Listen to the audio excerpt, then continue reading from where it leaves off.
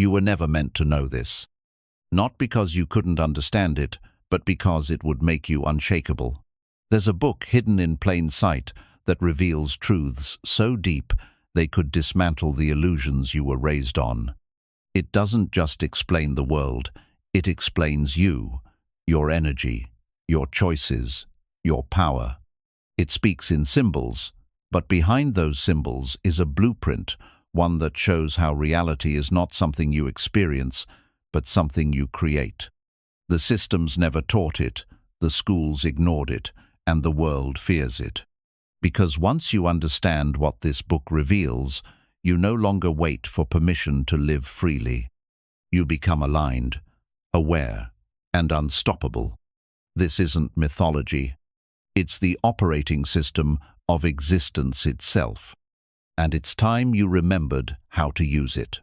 Chapter 1. Hidden knowledge passed through time. Knowledge has always been power, but not all knowledge was meant to be shared openly. Some truths were too powerful, too disruptive, too liberating. So they were hidden, encoded in symbols, and passed quietly through generations. Not in loud lectures or public displays, but in whispers, in manuscripts, in silent understanding. The kind of knowledge that could change a person from a follower to a creator was guarded with intensity. Throughout history, secret societies, mystics, and sages preserved these truths. They weren't trying to control the masses, they were protecting something sacred.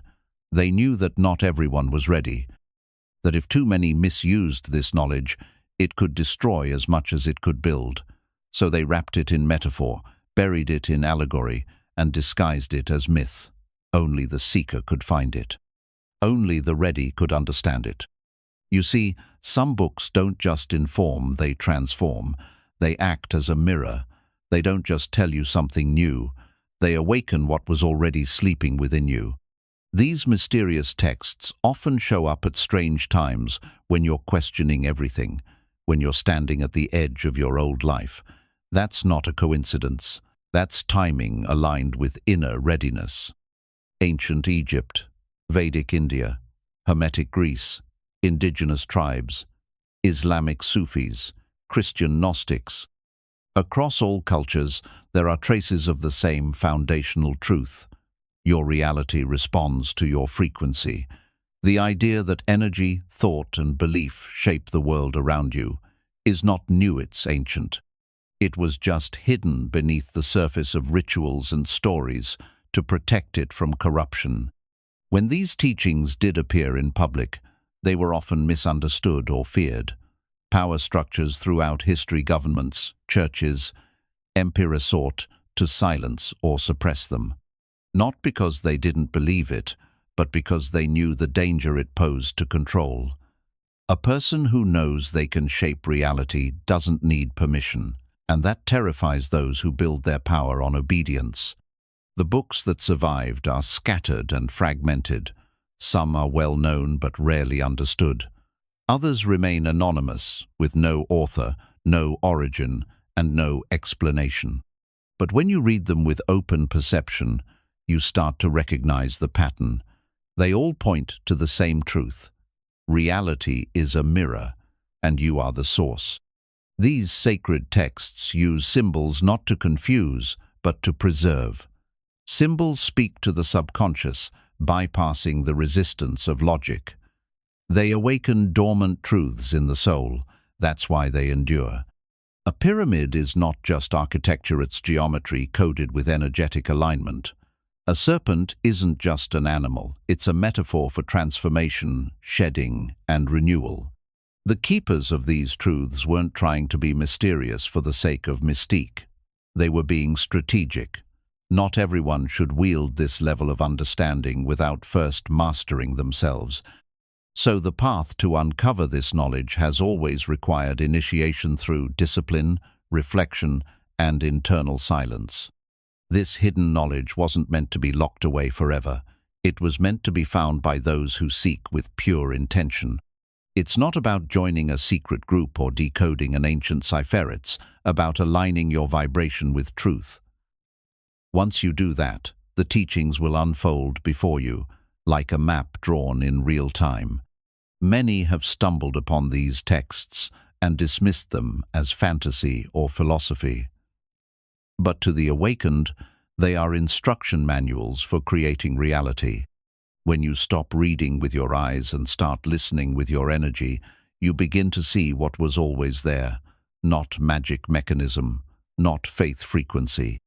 There's a reason why these ideas feel familiar, even if you've never heard them, because part of you has always known.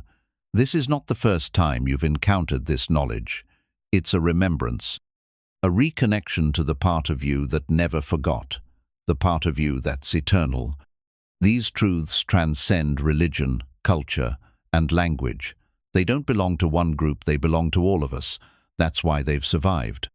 No empire, no ideology, no authority could erase them completely, because they live in the quantum, in vibration, in the silent spaces where truth hides until you're ready. The moment you question what you've been told, the door cracks open. That's all it takes, a moment of curiosity, a spark of intuition. Once that door opens, the universe begins to send you signs. Books appear, words resonate, people cross your path. That's not random, it's alignment responding to your readiness. Your journey doesn't start with reading, it starts with resonance. You feel something when these words hit you, not just interest, but recognition. It's like a string inside of you vibrates and says, yes, this is it. That string is your soul memory pulling you toward forgotten truth. That's why this book came to you now. You didn't find it, it found you. Because you're ready to remember, ready to unlearn the limitations placed on you, ready to reclaim what was buried, diluted, or denied. This is more than learning, it's awakening. The language of this knowledge is frequency. That's why it can't be taught through traditional means. It's not about absorbing information, it's about shifting energy. You don't need to understand every word. You need to feel it. Let it move through you. Let it change your state. The reason the world feels so chaotic is because many are living out of tune with this hidden knowledge. They're chasing shadows. They're trying to control outcomes with force rather than alignment. But once you access the truth within, chaos becomes clarity. Struggle becomes surrender. Every ancient tradition has its own version of this knowledge. But the core message is the same. You are not separate from the universe. You are not a victim of circumstance. You are a participant in a dance of energy, and you can learn the steps. This book is your music sheet. As you continue through these chapters, you'll begin to feel the shift. The way you perceive time, people, and even your own emotions will start to change. That's not just insight, that's activation. You're being tuned to a higher frequency. Don't rush this process. Hidden knowledge is not about speed, it's about depth. Let each idea sit with you. Reflect, feel, allow. You're not memorizing information, you're reprogramming your energy. That takes time, presence, and trust. Let this be your confirmation. You were never meant to live unaware of your power. The truth was always there, whispering through the cracks in your routine, waiting behind the noise. Now you're ready to hear it, ready to see what was hidden in plain sight. This is where the remembering begins. Chapter 2. The real structure of reality. What you see is not all there is. Reality, as it's presented to your physical senses, is only a surface, a thin veil, masking the infinite layers beneath. Behind every object, thought, and moment is a field of unseen energy, vibrating with information. The material world is not the cause, it's the effect. True reality isn't built with bricks or boundaries, but with frequency, focus, and belief. Your consciousness is not inside reality, it's projecting it. From a quantum perspective, everything is energy vibrating at different frequencies. What appears solid is actually a dance of particles in space, held together by invisible forces. The structure of reality is not stable or fixed. It's fluid, responsive, and alive. It's shaped by the observer, which means you are not a passive witness, but a participant in the creation of your world. Every thought you think is a blueprint shaping the matter around you. Reality responds to the dominant signal you emit. This signal is not just your words or actions, it's your inner state, your emotions, your expectations. The universe operates like a mirror, not showing you what you want, but who you are being. If you walk in fear, you encounter resistance. If you move in alignment, you witness flow. You don't see life as it is, you see life as you are. There is no objective, one-size-fits-all reality. Every person lives in their own energetic version of the world, shaped by their beliefs, experiences, and unconscious patterns. This is why two people can go through the same event and walk away with entirely different truths. Reality bends to perspective. The structure of your reality is built with the scaffolding of your focus. Where attention goes, creation follows. Thoughts are not passive. They are electric signals that interact with the quantum field, imprinting instructions into the invisible fabric of the universe. Emotions add the magnetic charge that draws these patterns into form. This electric-magnetic dance is the real architecture of manifestation. Your reality is built by repeated thoughts fused with feeling. Change the design, and the structure changes too. The present moment is your access point to the real structure of reality. Not the past, which is memory, not the future, which is potential. Only the now carries the code to creation. In this moment, you can align, redirect, or completely reshape your frequency. Your entire reality can shift by shifting your state of being now. It doesn't require time. It requires presence and intention. The real structure of reality is not made of matter but meaning. Meaning is the organizing force behind everything you experience. What you assign meaning to becomes dominant in your awareness, and your awareness is what activates the field around you. It's not what happens to you, it's what you believe about what happens. Your interpretation becomes your environment. The subconscious mind is the architect working behind the scenes.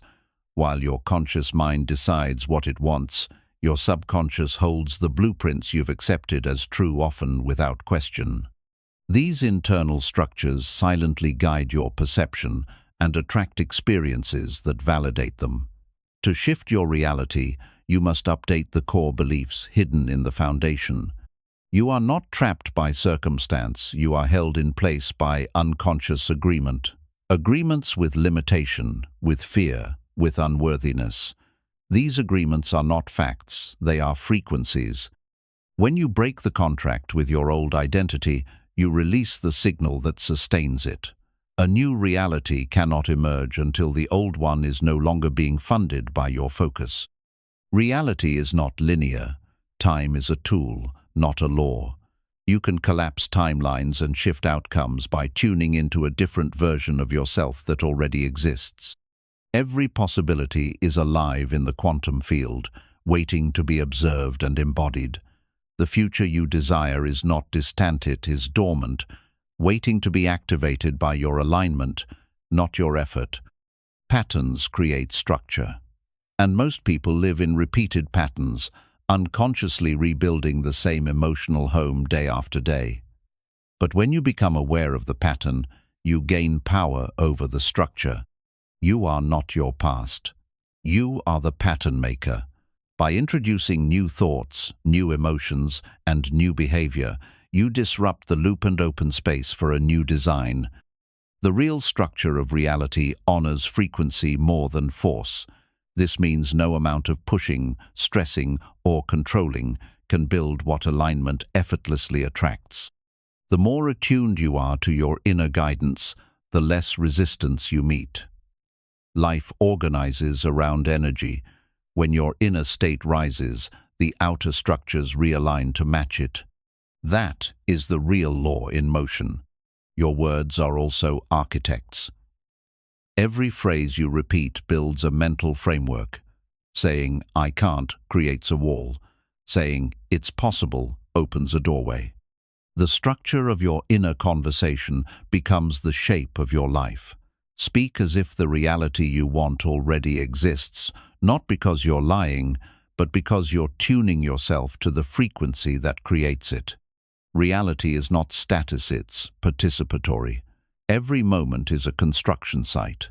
Your attention, emotions, and beliefs are the tools. The more consciously you engage with them, the more deliberate your creation becomes. When you take responsibility for your internal world, your external world begins to mirror a new structure built on awareness, not autopilot. The real structure of reality is not found outside of you, it emerges from within. You are the designer, the builder, and the dweller of your experience. Nothing is set in stone unless you keep reinforcing it with your focus. When you learn to see beyond appearances, when you trust the unseen forces shaping all things, you awaken as the creator not just of a life, but of a new reality itself. Chapter 3. Why you were never taught this. From the moment you entered the system school, society, culture, you were trained to look outward for truth, value, and permission.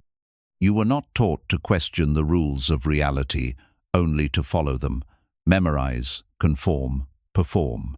But the deeper laws that govern your potential, your energy, and your ability to shape life from within, those were never mentioned, not because they don't exist, but because empowered minds don't obey.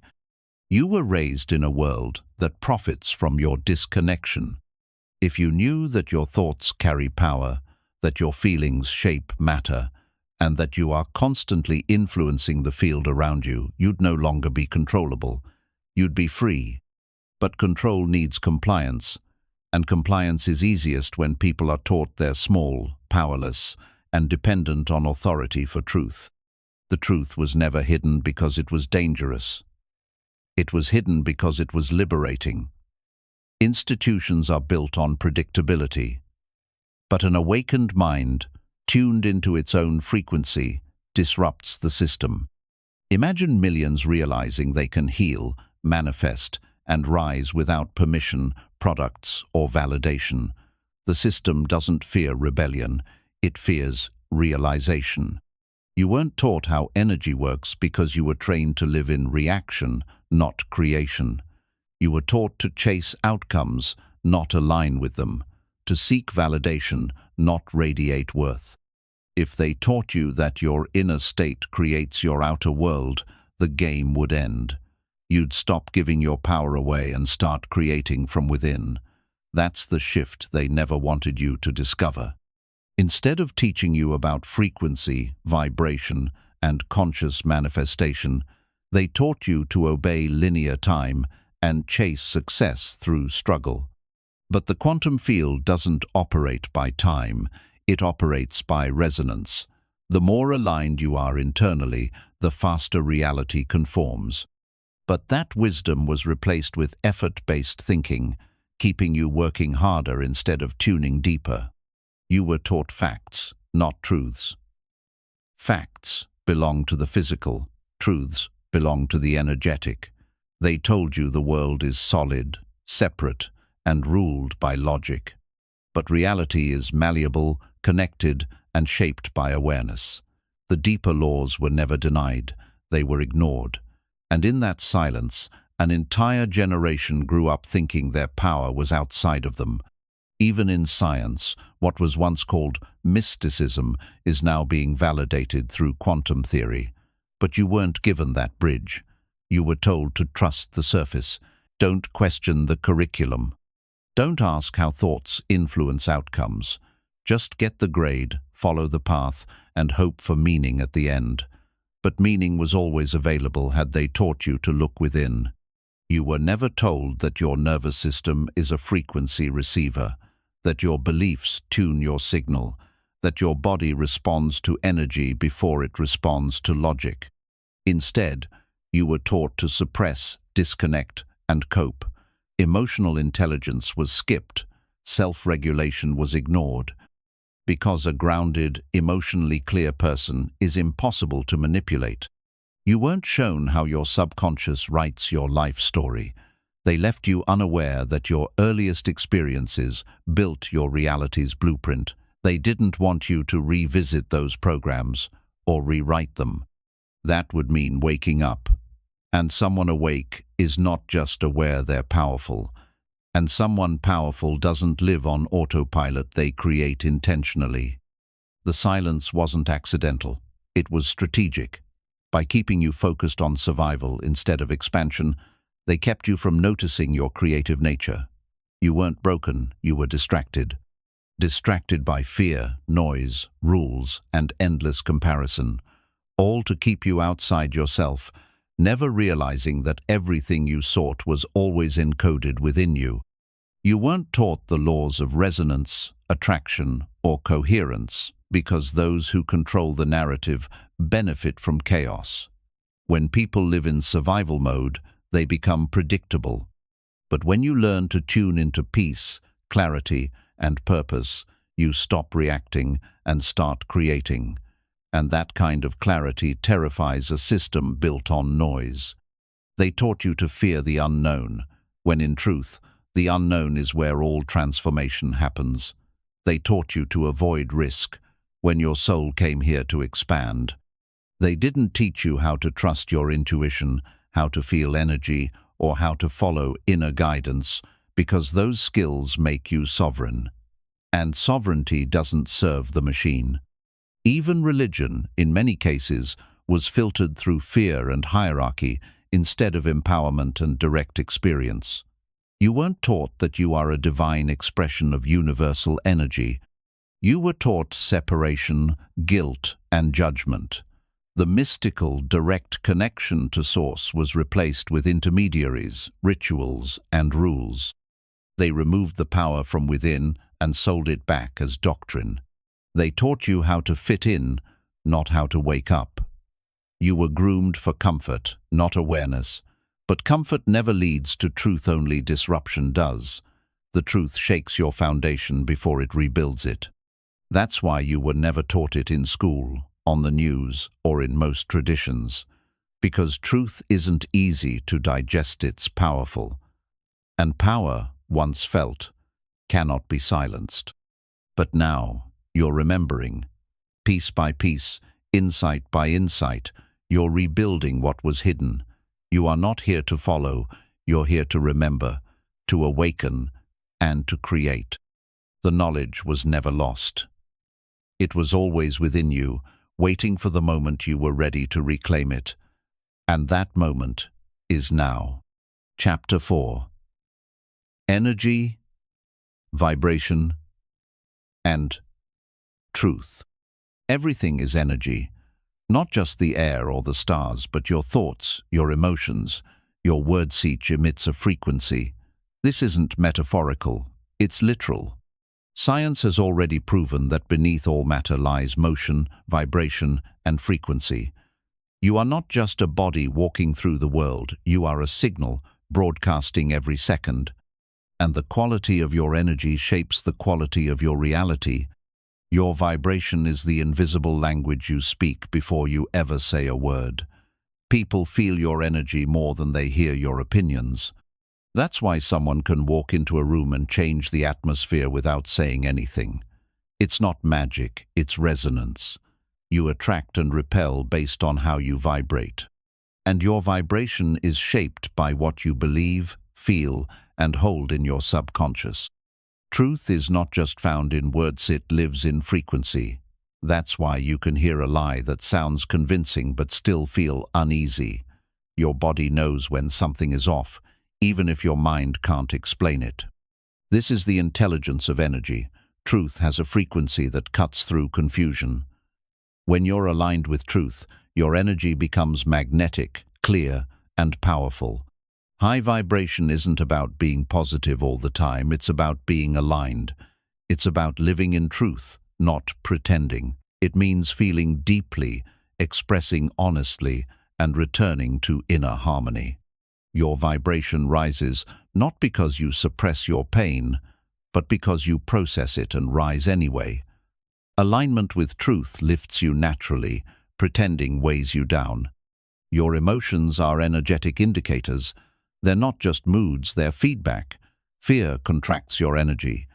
Gratitude expands it. Shame lowers your frequency. Joy elevates it.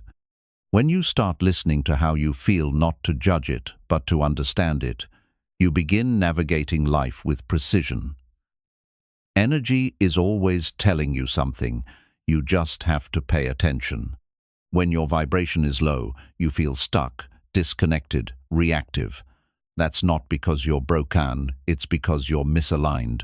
Your energy is out of sync with your truth. And truth is not what others told you, it's what feels like peace in your nervous system.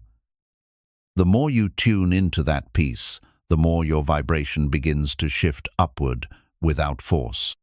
The world around you is a mirror of your energetic state, not to punish, but to reflect. When you're in a low vibration, you often meet resistance, chaos, or stagnation. When your energy is clear, aligned, and elevated, you begin noticing synchronicities, flow, and unexpected blessings. Life meets you where you are. It listens to your frequency, not your words.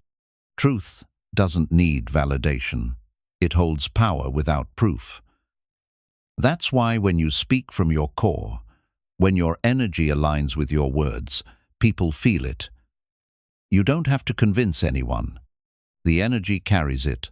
The vibration of truth cuts through noise, through doubt, through conditioning. That's why the most powerful people don't always speak the most. They just radiate clarity. Vibration is a choice, but only when you become conscious of it. Most people live on auto-frequency, reacting to life instead of creating it. But when you choose to become the source, when you decide to consciously raise your state, shift your perspective, and honor your truth, you stop echoing the world and start shaping it. That's when life begins to shift with you. You don't need to chase things. You need to become the frequency of what you desire. Everything is already in the field, vibrating at its unique level. The only question is, are you a match for it? You don't attract what you want, you attract what you are. Change your energy, and the reality around you adjusts to meet your new vibration. Silence is where energy speaks loudest. When you quiet the noise, your true vibration reveals itself. This is why solitude, meditation, and reflection are powerful. They help you tune back into your signal, away from interference. In that space, you remember who you are. And remembering who you are is the most powerful frequency you can emit. The body holds energy too. Trauma, unprocessed emotions, old beliefs, all of it stores in your system and affects your vibration. That's why healing isn't just emotional, it's energetic. Every time you release something heavy, you make room for more light. Every time you forgive, you rise. Every layer cleared makes your truth more accessible and your energy more radiant. Living in high vibration doesn't mean life won't challenge you. It means those challenges no longer knock you out of alignment. You return to your center faster. You make decisions from clarity, not chaos. And your presence becomes a tuning fork for others. You don't just protect your peace, you become peace. That's the true power of energy and truth in motion. There is no need to prove your vibration. Energy speaks louder than appearance. When you are true to yourself, when your heart and actions align, when your presence uplifts instead of drains, you're living in truth. That truth may not always be understood, but it will always be felt. And that feeling creates more impact than words ever could. The journey isn't to chase high vibe sites, to live honestly, to align with your truth in every moment, and trust that this alignment raises you, that your energy is your message, that your vibration introduces you before you speak. And when you live in truth, your presence becomes your power, radiating silently, shaping reality one frequency at a time. When you begin to trust energy more than appearances, everything changes.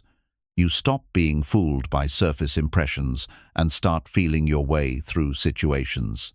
What looks perfect on the outside may carry a chaotic frequency underneath, and what seems uncertain or unconventional may carry deep alignment. Energy never leaves it, only waits for you to notice. You can shift your entire life by shifting your energy first, not by changing your job, your city, or your appearance, but by adjusting your internal frequency. You could be surrounded by the same people, same environment, same routine, and yet experience it completely differently when your vibration is elevated. Because the lens you perceive through is your vibration, not your eyesight. The truth doesn't always come as a lightning bolt. Sometimes it arrives as a quiet knowing, a gentle but undeniable clarity that lives in the body, not the mind. You just feel it. You sense when something aligns and when something is off. That subtle awareness is your compass. When you follow it, you walk in truth. When you ignore it, you pay with energy. Most people are exhausted not from doing too much but from doing what doesn't align. Misalignment drains. Every time you say yes when your energy says no, you chip away at your vibration. You become split, scattered. But when you honor your inner truth, you become focused, strong, whole. Alignment is energy conservation, and alignment always amplifies power. Environments carry energy too. Rooms remember what happened in them. People leave behind energetic imprints. That's why some spaces uplift you, while others feel heavy. When you begin to sense energy, you realize how much you were absorbing unconsciously. And as you become more aware, you also become more intentional about where you go and who you allow into your space. Your words are spells in motion. They carry the vibration of your inner world. Speaking with truth amplifies your frequency. Speaking from fear or guilt lowers it. This is why silence is sometimes more powerful than speech. It protects your vibration when the words aren't ready. Speak when your energy is clean, and your words will carry power without needing volume. Energy is contagious. When you stay grounded in your truth, your vibration stabilizes not only your experience, but the energy of those around you. People may not understand why they feel better in your presence, but they'll feel it, because a high vibration doesn't need explanation. It simply shifts the field, and your presence becomes a healing frequency. Your vibration is not something you fake, it's something you embody. It's not a performance, it's a state. You can't trick the universe with words that don't match your signal. You can't declare abundance while vibrating in lack. You must become the embodiment of what you desire. When your energy matches your vision, reality moves to meet you. Truth often feels like peace, not excitement, not drama, just a deep, grounded clarity. When something is right, your nervous system relaxes, your breath deepens, you feel safe in your body. That's alignment. When something is false or misaligned, it creates friction. You feel anxious, uncertain, or contracted. Learn to trust those signals. They are your most honest guides. Vibration is not about perfection, it's about presence. Staying attuned to your energy moment by moment, returning when you drift, grounding when you float, rising when you fall. It's a practice, not a destination. And the more you live in that practice, the more naturally your life begins to organize around harmony rather than chaos. Healing is the journey of removing everything that distorts your vibration. It's not about becoming something new, it's about returning to the purity of who you already are. Every unhealed wound carries a frequency. Every unresolved belief emits a signal. As you do the inner work, you don't just feel better. You literally change the signal you're sending out. The universe responds to energy, not words. You can say all the affirmations, do all the rituals, and still stay stuck if your underlying energy contradicts your actions. But the moment your frequency truly shifts, things start moving. People call, opportunities open, coincidences align. Energy sets the stage, action follows frequency. There are no secrets, only frequencies you haven't tuned into yet. Wisdom, clarity, healing, and insight already exist in the field, but you can only access them when you're vibrating at a compatible level. That's why inspiration often strikes when you're calm, joyful, or present. High-frequency states are portals to higher knowledge. To protect your energy is to protect your future. Not everyone is meant to access your frequency. Some people feed it, others drain it. When you stop giving energy to people who aren't aligned, you create space for those who are. Boundaries aren't walls, they're frequency filters. They ensure that your energy is met with mutual respect. There is no need to rush your vibration upward. Forcing positivity is a form of resistance. True frequency elevation happens through self-acceptance, not denial. Embrace where you are, feel it fully, and then choose again. Each choice, each breath is a recalibration, and the gentler you are with yourself, the faster you rise. Energy is the currency of the unseen. Every thought is a transaction. Every feeling is an investment. Ask yourself, what am I funding with my energy today? What story, what version of myself, what outcome am I feeding? When you become energetically conscious, you spend your energy wisely, and life begins to reward your clarity. The most magnetic people are not the loudest, they're the most aligned. They're not trying to impress. They're just being. Their authenticity emits a frequency that draws in what's meant for them. That's the power of energetic congruence.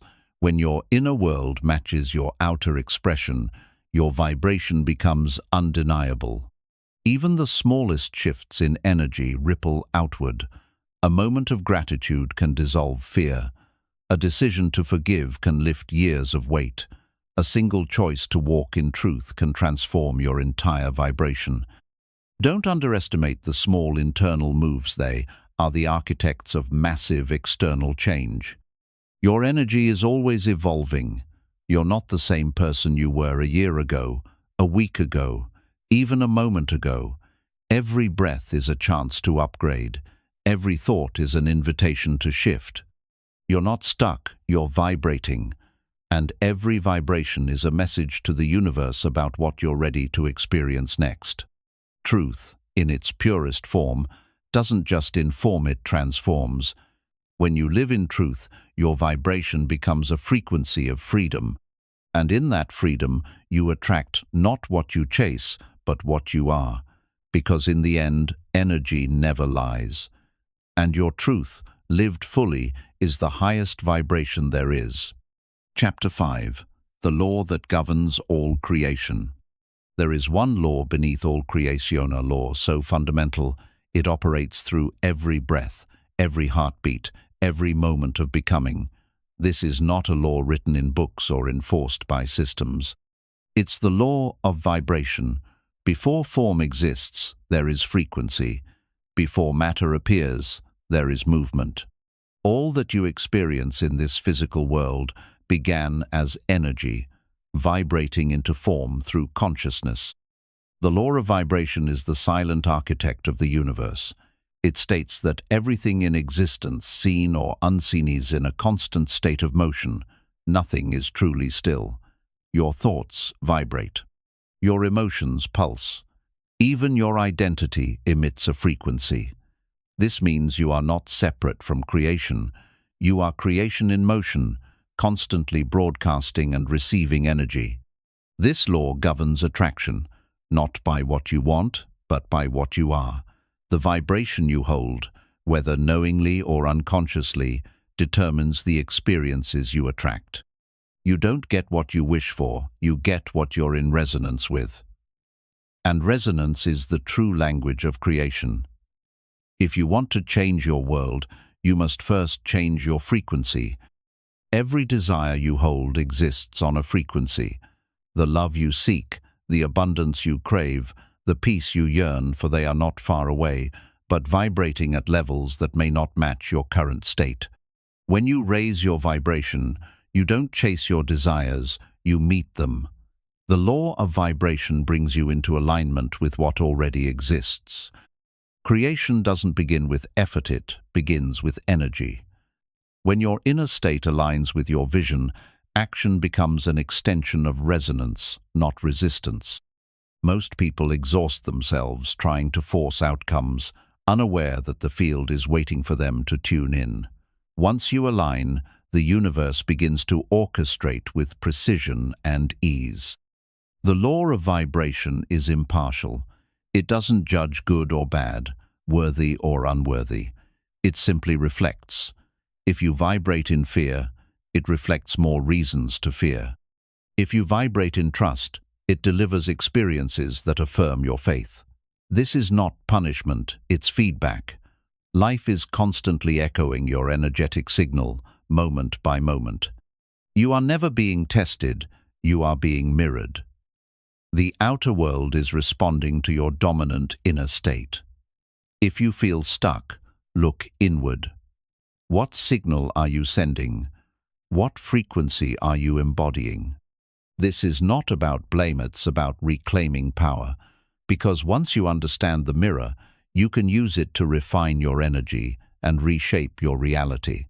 Most people live by default, not design. They repeat old emotional frequencies without realizing those patterns are constructing their future. But when you wake up to the law of vibration, you move from unconscious creation to conscious mastery. You become the artist, not the canvas. You shift from reacting to designing. The law works whether you know it or not. Ignorance doesn't stop, only awareness can harness it. Just as gravity doesn't disappear if you deny it, vibration doesn't stop influencing reality if you ignore it. It continues, shaping your life, quietly, subtly, powerfully. Awareness of this law is the first step toward freedom.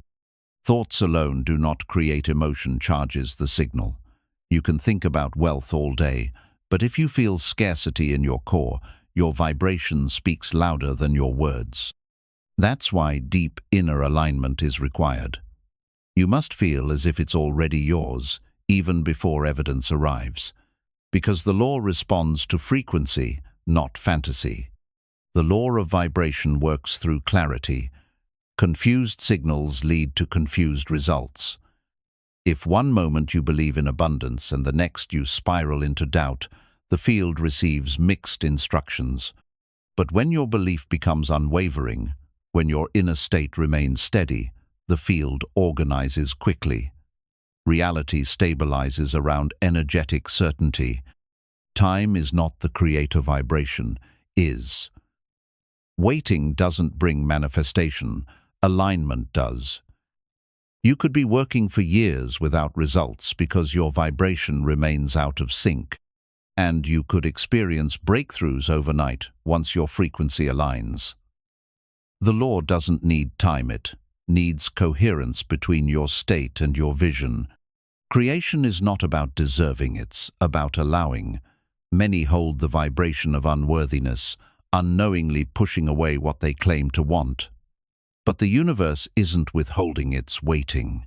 The moment you release the internal block, the flow returns. You were never being denied. You were just not yet a match for the thing you desired. Every moment is a chance to recalibrate. You don't have to wait for a new week, a new year, or a fresh start. Energy responds now. In this breath, in this choice, you can shift your vibration. And when your vibration changes, so does your trajectory. One internal pivot can alter the entire path of your life. Vibration builds momentum. The more often you embody a high frequency, peace, gratitude, joy, the more natural it becomes. You begin to live there. It becomes your baseline. And from that baseline, new realities form, effortlessly and continuously. You don't need to force miracles. You need to become the version of you that lives among them. This law explains why change doesn't stick when it's only on the surface. You can change your habits, appearance, or words, but if the vibration underneath remains the same, the results are temporary. True transformation happens when the energetic foundation shifts. The inner change always precedes the outer result. The field is intelligent. It doesn't just respond to what you do, it responds to who you are being. That's why alignment is magnetic. When you're deeply in truth, you don't need to persuade. Life bends to meet your frequency. People notice. Opportunities arise. Flow returns. Because the universe recognizes energy before it recognizes effort. Your vibration doesn't lie. You can speak confidence and still vibrate insecurity. You can say you trust and still emit fear. But once your inner world matches your outer expression, you move with power. That congruence is rare and irresistible. It's the hallmark of authentic creation, the product of inner work and energetic clarity. This law teaches that you don't manifest with your mind, you manifest with your being. You must become the version of you who already has it. Feel it, live it, breathe it, before it shows up. Because the field doesn't give you what you long for, it gives you what you consistently embody. Creation is not an event, it's a constant process. You are creating in every thought, every mood, every choice. There is no pause button. The question is not whether you are manifesting, but what you are manifesting. And that answer can always be traced back to the vibration you are currently holding. The law of vibration is not here to punish or reward, it's here to reflect, to guide, to reveal. It's the most honest mirror you'll ever encounter. And the more you learn to read it, the more deliberate your life becomes. You are not here to suffer under the randomness of life. You are here to master the signal and shape reality from the inside out. And so, the power is not out there. It never was. It's within you, in the quiet currents of your vibration, in the subtle tuning of your energy. When you live in harmony with this law, you no longer chase life, you create it. You no longer wait, you align. Because the law that governs all creation doesn't ask what you want, it responds to what you are. The universe is not moved by desperation, it responds to energetic clarity. Wanting something desperately may signal to the field that you believe it's far away, out of reach, or unavailable. That's the vibration you send. But when you embody calm certainty, as though it's already on its way, the frequency shifts entirely. Creation begins when you no longer doubt the delivery. Your beliefs are the silent codes behind your vibration. Every belief you carry about money, love, success, worth emits a signal. The law of vibration amplifies these beliefs into the quantum field, which organizes reality accordingly. You cannot hold a deep belief in lack and expect abundance to flow freely. You must upgrade the internal story for the external world to change. The law is always active, even when you're unaware of it. That's why unconscious creation is so common. People keep reliving the same problems, not because they want to, but because they're vibrating at the same level as the old story. Until you choose to consciously elevate your frequency, the movie doesn't change. It just plays on repeat, scene after scene. Resistance slows the current. When you doubt, fear, or second-guess yourself, you create energetic friction. That friction delays what could otherwise flow naturally. This is why surrender is so powerful, not because you give up, but because you stop fighting the frequency. When you release resistance, you allow what's already aligned to move toward you. Your desires were given to you for a reason. They are not random. They are echoes from a future that already exists in potential form.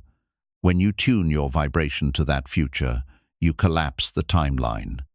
You meet the version of life that was waiting for your energetic readiness.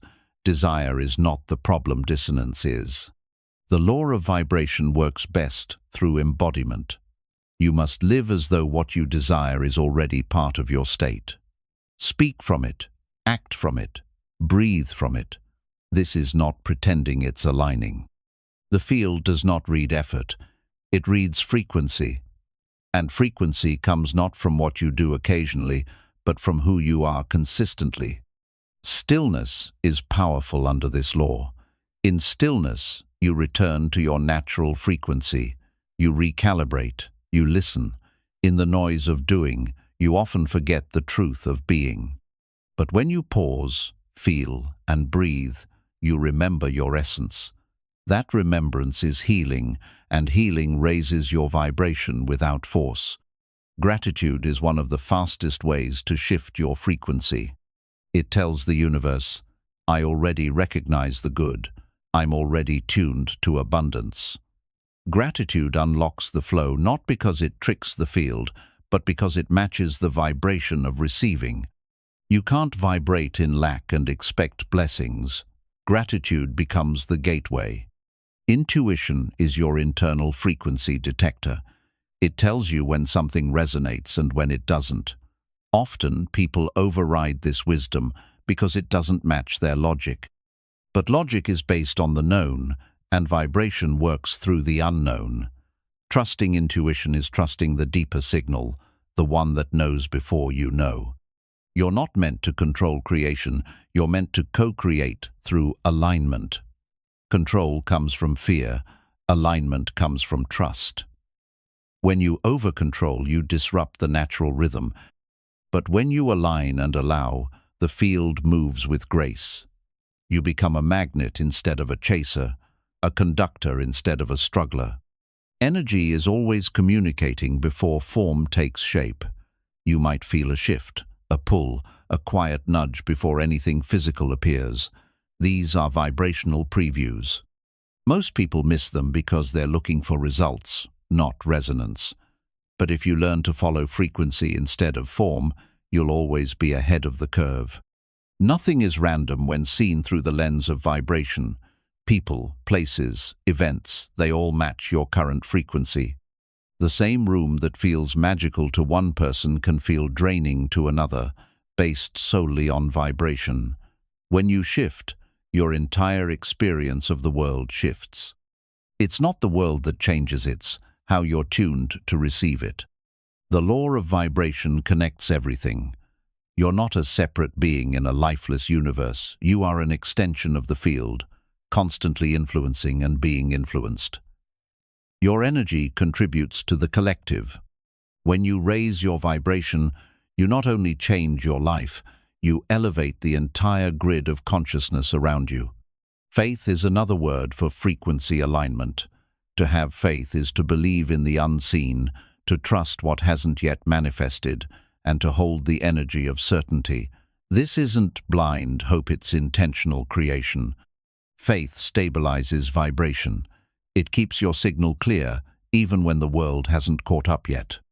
Shifting your vibration doesn't mean faking it. It means choosing it.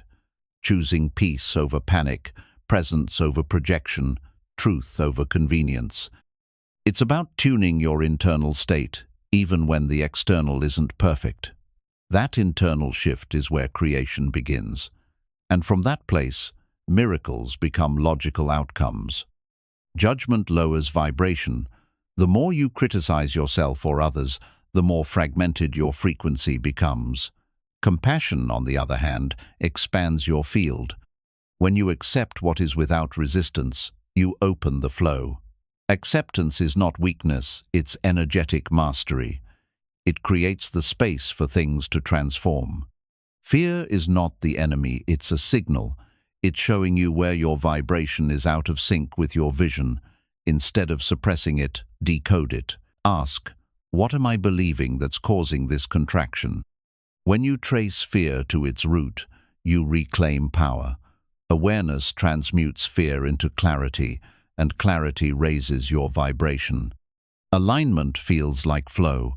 It's not forced. It doesn't drain. It uplifts. When you're aligned, doors open, people respond, life moves. Not because of luck, but because your frequency is in harmony with your path.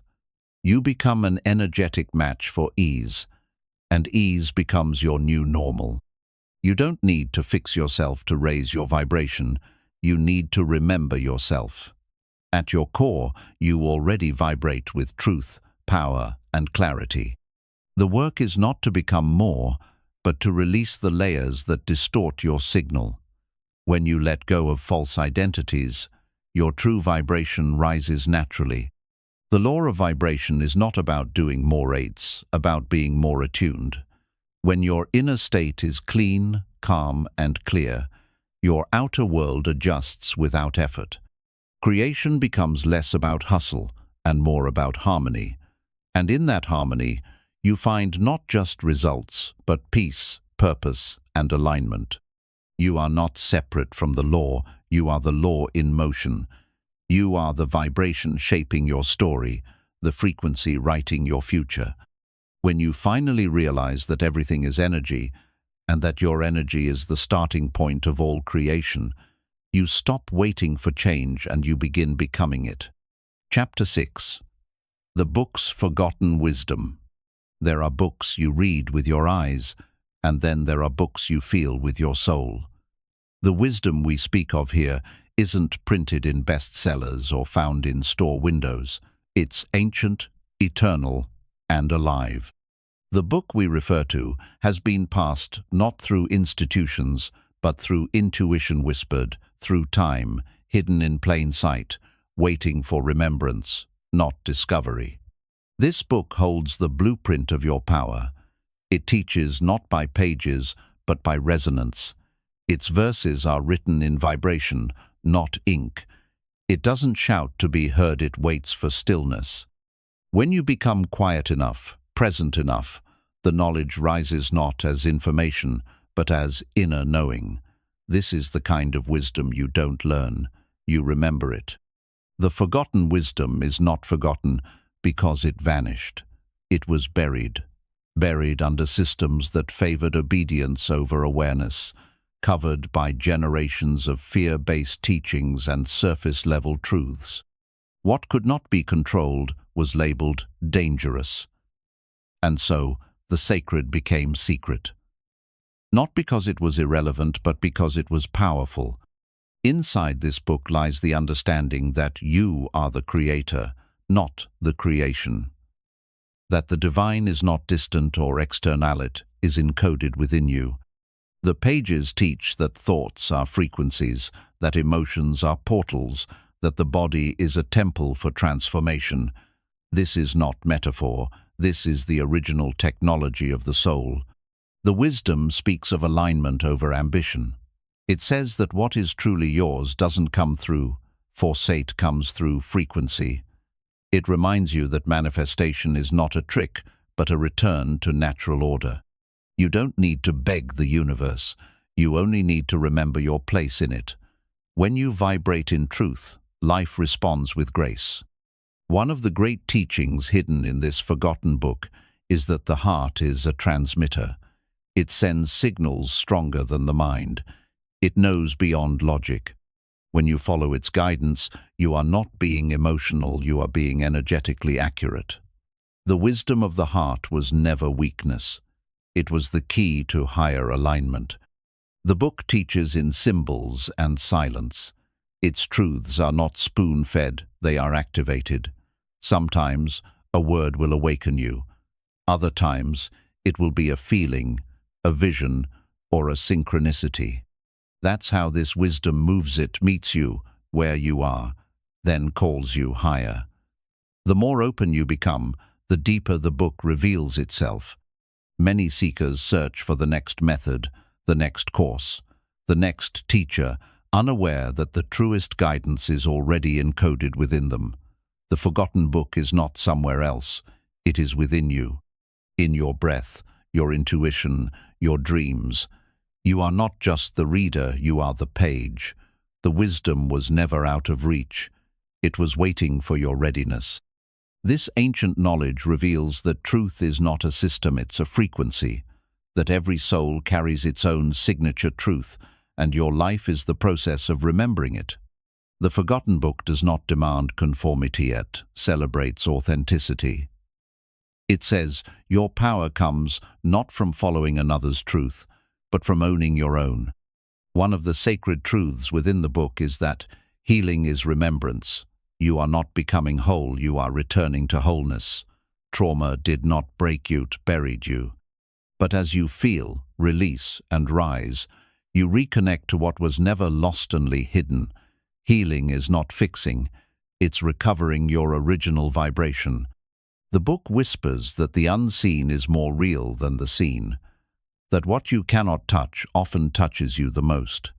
It teaches you to sense the world through energy, not just logic, to trust the pulse beneath appearances, to see not just with eyes, but with presence.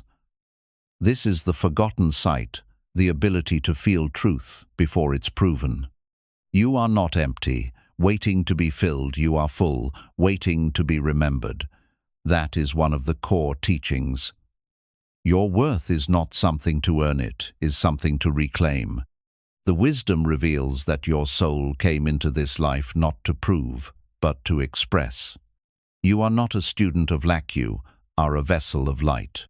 The book reminds you that the external world is only a projection of the internal state, that you don't change reality by fighting it, you shift it by tuning your frequency. The most powerful changes don't come from external effort, but from internal elevation. This is the forgotten formula: energy first, evidence later. You were never meant to follow blindly. You were meant to awaken, question, explore. The forgotten wisdom encourages discernment over dogma. It invites you to feel truth in your bones, not just repeat it from memory. It says, don't worship the path, become the path. Let your life be the scripture others read. One of the sacred verses reveals that your desires are divine assignments. What calls to you is not rando, it's your soul's signal echoing through time. When you honor your deepest callings, you are not chasing dreams, you are following destiny. Desire, in its purest form, is a breadcrumb trail to your purpose. There is no punishment in the forgotten book-only patterns. You are not cursed, you are vibrating. And the law responds without bias. What you repeat, you reinforce. What you release, you rewrite. The wisdom teaches that life is not happening to you, it is happening through you. And you are the author. Another hidden teaching reveals the power of presence. That in this now moment, all timelines converge. The future is shaped here. The past is healed here. And the more present you become, the more power you hold. Presence is not passive, it is the gateway to all possibility. This chapter of the book is always open. The book reveals that silence is sacred, that you don't need constant noise to learn. In stillness, everything speaks. The universe is not loud, it is precise. And when you quiet the mind, the soul speaks clearly. The forgotten wisdom says, retreat from the world not to escape, but to tune in, because all creation starts in the unseen. It reminds you that embodiment is the final step. Knowing is not enough. You must live it, speak it, radiate it. Wisdom unexpressed becomes stagnation, but once embodied, it becomes magnetic. Your life becomes the proof of the pages. The book no longer needs to be read, it begins to be lived. And perhaps the most sacred truth of all, the book never ends. Each chapter reveals more as you evolve. It is a living text, written across dimensions, designed to grow with you. And as you expand, so does its meaning. You are not here to finish the book, you are here to become it, to walk its words, to echo its truth, to carry the forgotten wisdom into a world ready to remember. The forgotten book teaches that the body is not just flesh, it is frequency. Every cell holds memory, every heartbeat speaks in rhythm, every breath carries the vibration of your soul. Your body is a living manuscript etched with wisdom from lifetimes past. When you treat it as sacred, It reveals chapters long ignored. Your healing begins the moment you stop seeing the body as a burden and start seeing it as a guide. Within its unseen pages lies the truth that time is not linear, it is layered. The past, present, and future all exist in energetic patterns. When you shift your vibration now, you rewrite old scripts and redirect future outcomes. This book doesn't ask you to wait. It reminds you that transformation is not measured by the clock, but by alignment. It holds the mystery of contrast, the idea that darkness is not the opposite of light, but its initiator. That what seems like breakdown is often breakthrough in disguise. Pain, when understood, becomes a portal. The wisdom of this book doesn't ask you to avoid the storm, it asks you to walk through it with eyes wide open, knowing what waits on the other side is a clearer version of you. This ancient wisdom honors cycles. Just as the moon waxes and wanes, your energy ebbs and flows. You are not meant to be constantly rising. There is purpose in the pause, depth in the descent. The Forgotten Book doesn't glorify endless productivity, it praises rhythm, balance, and harmony with the soul's natural pace. It whispers the power of authenticity. You were not created to mimic. You were born as an original expression of universal intelligence. When you dilute yourself to be accepted, you step out of the sacred text. But when you own your difference, your light grows louder. The book teaches that your real power is in being fully, unapologetically you. One profound passage reminds us that wisdom doesn't come from knowing everything, it comes from listening deeply. The book favors humility over intellect, stillness over noise. It reminds us that the answers we seek often rise in quiet moments when we stop searching and simply become receptive. The book does not divide, it unifies. It does not teach separation between spirit and matter, between the divine and the human. It reveals that the divine is embedded in the everyday, in your thoughts, your meals, your laughter, your tears. There is no somewhere else you must reach. It's all right here, vibrating beneath the surface. It speaks of sacred responsibility, not guilt, not shame, but a deep recognition that your vibration impacts the collective. Your healing is never selfish. Every inner shift you make radiates outward, influencing the field. The Forgotten Wisdom says, when you rise, you give others permission to do the same. One sacred teaching reveals that your voice is a tool for activation. Words are spells, vibrations made audible. When you speak truth, you don't just express, you create. You command the field. Every syllable carries frequency. Speak love, and you align with creation. Speak fear, and you reinforce limitation. The choice is always yours. The book honors the unseen, guides your intuition, your ancestors, your spirit allies.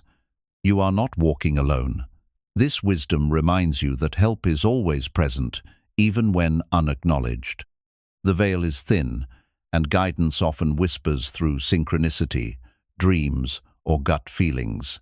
The Forgotten Book says, trust the invisible hand. It encourages you to step beyond belief into embodiment. Belief is the seed, embodiment is the bloom. You can believe in abundance and still live in lack. But once you embody it, you feel it, move with it, speak from it, you shift your frequency permanently. And embodiment makes truth unshakable. There is a powerful verse in this book about surrender not as defeat, but as alignment. It teaches that the highest form of power is not control, but trust. When you release the need to force outcomes, you create space for miracles. Letting go is not giving up, it's stepping into the flow that's already carrying you. The Forgotten Wisdom reminds you that joy is your natural state, not because life is always easy, but because joy is the frequency of your essence. It's not earned, it's uncovered. As you release what dims you, you rise into the vibration of your truth. Joy becomes not a reward, but a remembrance. This book teaches that forgiveness is liberation, not a gift to the one who hurt you, but a release of the vibration that binds you to the past. Holding on to pain is like rereading a chapter that no longer serves you. When you forgive, you close the loop and free your energy to write a new story. It reveals that intention is a sacred technology. Every clear, conscious intention sends a ripple into the field. Intention precedes manifestation. The book reminds you that drifting is a result of unclarity. But when you set a clear, energetic direction, the universe responds not because you demanded it, but because you became it. One of the most radiant truths within this wisdom is that love is the highest frequency. Not just romantic love, but divine love, as presence, acceptance, truth. When you operate from love, you align with the core vibration of the universe. You stop seeking and start radiating. That's when life begins to mirror your essence. It teaches the sacred balance of effort and surrender. There is a time to act and a time to trust. The Forgotten Book reveals that pushing too hard misaligns your energy, while inspired action born of inner clarity multiplies results. Harmony is found in listening to when the soul wants to move and when it wants to receive. The wisdom speaks of inner sovereignty truth, that nothing outside of you defines your worth. No title, no approval, no achievement. The real validation comes when you recognize your own frequency as enough. When you live from this sovereignty, you don't beg for power, you become it.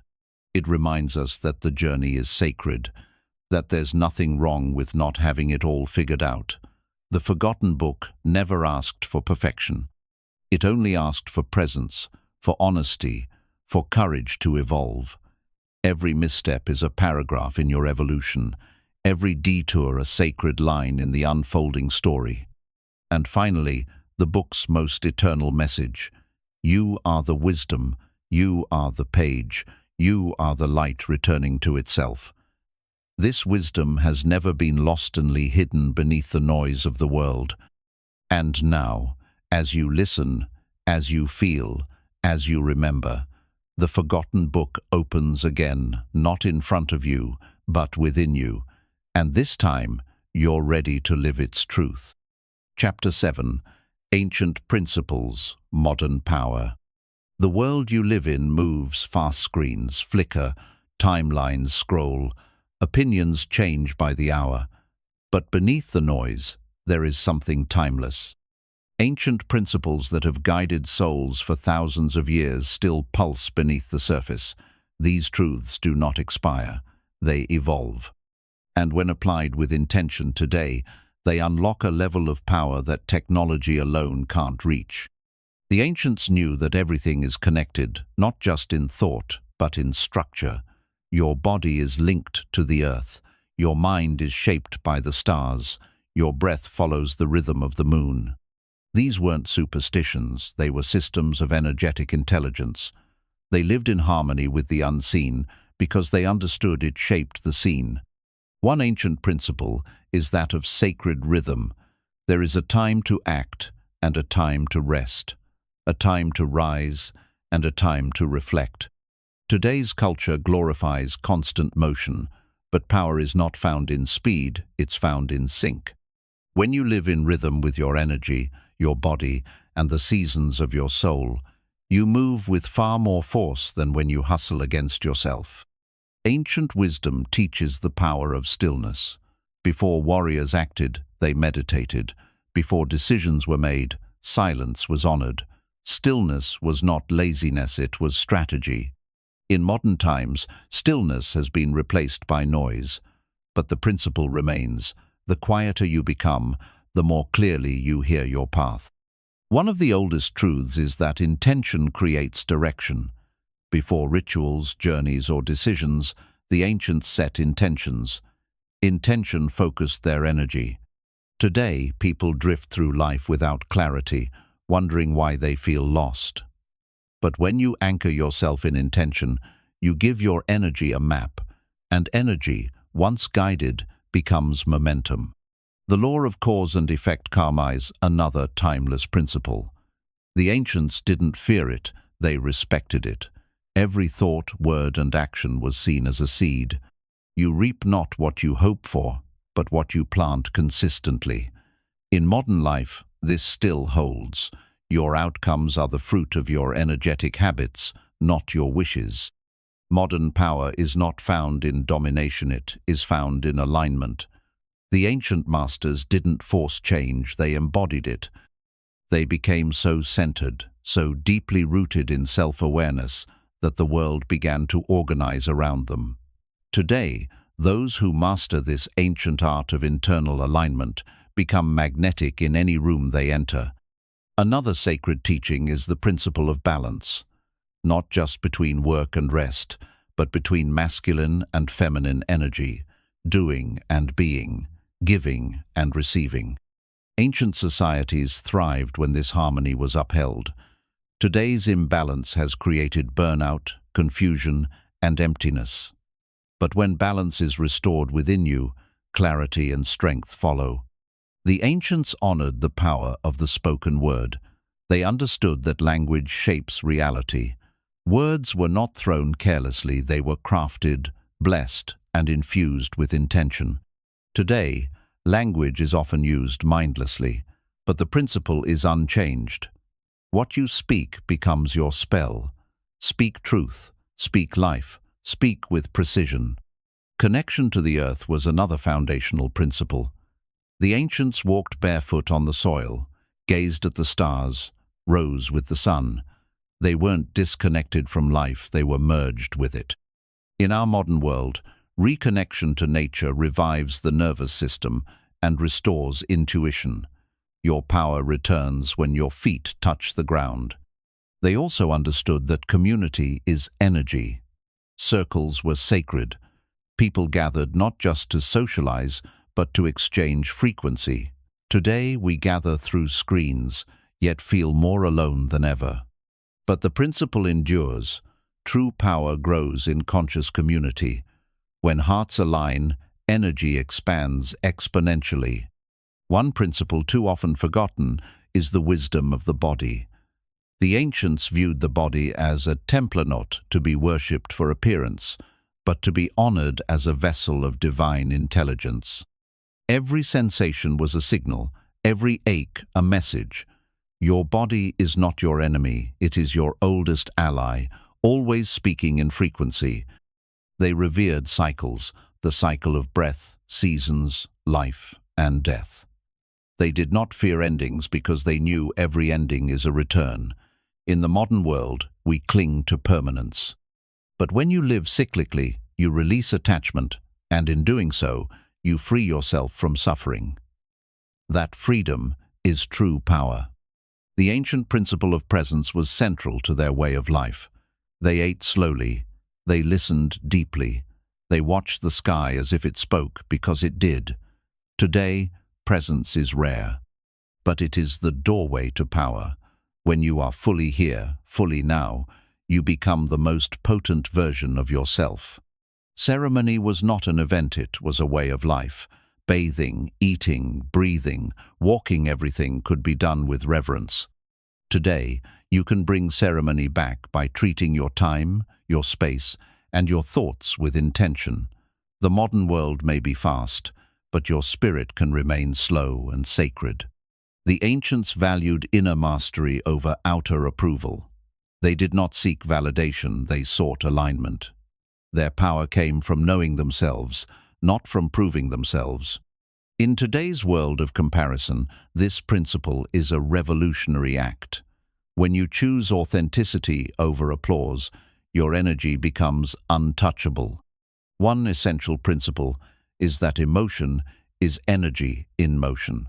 The ancients allowed emotion to move. They cried without shame, danced in grief, roared in anger, and then returned to stillness. Today, emotions are suppressed or judged. But when you honor and release them, they become power, not weight. The principle of gratitude was foundational. Gratitude wasn't a practice, it was a way of being. They gave thanks for rain and drought, light and shadow. Gratitude stabilized their frequency. In modern power, gratitude is the frequency of receivership.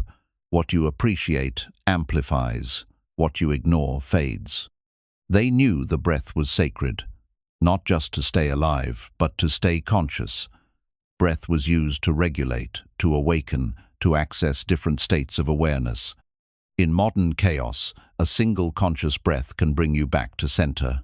Breath is your bridge between the ancient and the now. They trusted the unseen. Dreams were not just random, they were maps. Symbols held power. Intuition was a compass. We have been taught to doubt what we can't measure, but the unseen is where creation begins. Modern power returns when you begin to feel what your mind can't yet explain. And above all, the ancients lived by the principle of alignment with Source. They did not worship from separation. They communed from oneness. Today, we seek power from the outside. But real power-lasting, deep, soul-centered power comes from the source within. The same source the ancients honored is still here, and it is waiting for you to remember. The principle of sacred sound was deeply woven into ancient cultures. Chants, mantras, drumming, and harmonic tones were used not just for worship, but for healing and alignment. Sound was known to alter states of consciousness and cleanse energy fields. In today's world, sound still holds this power. When you surround yourself with high-frequency music, conscious speech, or intentional silence, you realign with your natural state. They believed that light and darkness were both necessary teachers. The shadow was not denied, it was explored. Darkness wasn't evil, it was fertile. It held the seeds of transformation. In modern society, we are taught to avoid discomfort. But ancient power grows when we face our shadow, understand its lessons, and integrate it into wholeness. The principle of discipline wasn't about control, it was about devotion. The ancients committed to practices that kept their minds clear and their hearts open. Fasting, movement, ritual, and prayer weren't burdens, they were bridges to higher states. Today, discipline can return not as punishment, but as a sacred agreement with your highest self. They knew that the elements earth, water, fire, air, and ether weren't just physical forces but energetic allies.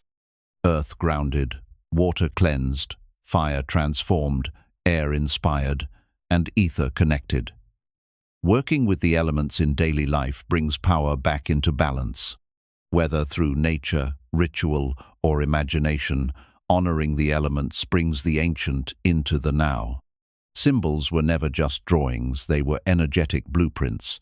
A spiral represented evolution, a triangle focused energy, a circle symbolized wholeness. The ancients encoded wisdom into geometry and art. Today, when you meditate on sacred symbols or wear them with intention, you activate the frequencies they hold.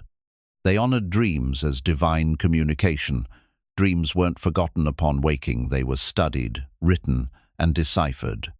Dreams offered insight from the subconscious, the ancestors, and higher realms. In our current world, dreams are often dismissed, yet they continue to carry messages. When you pay attention, you reclaim this ancient conversation. Their power came from humility. The more they understood the universe, the less they needed to control it. They didn't pretend to know everything, they aligned with mystery. Today's power often comes through ego, but true strength is found in surrender. Humility opens portals that arrogance can't even see. One essential principle was that healing was communal. When one person hurt, the whole group responded. Healing was not isolated, it was witnessed, held, and honored together. In modern times, we are taught to suffer silently, but collective healing returns when we create safe spaces to be real, vulnerable, and seen.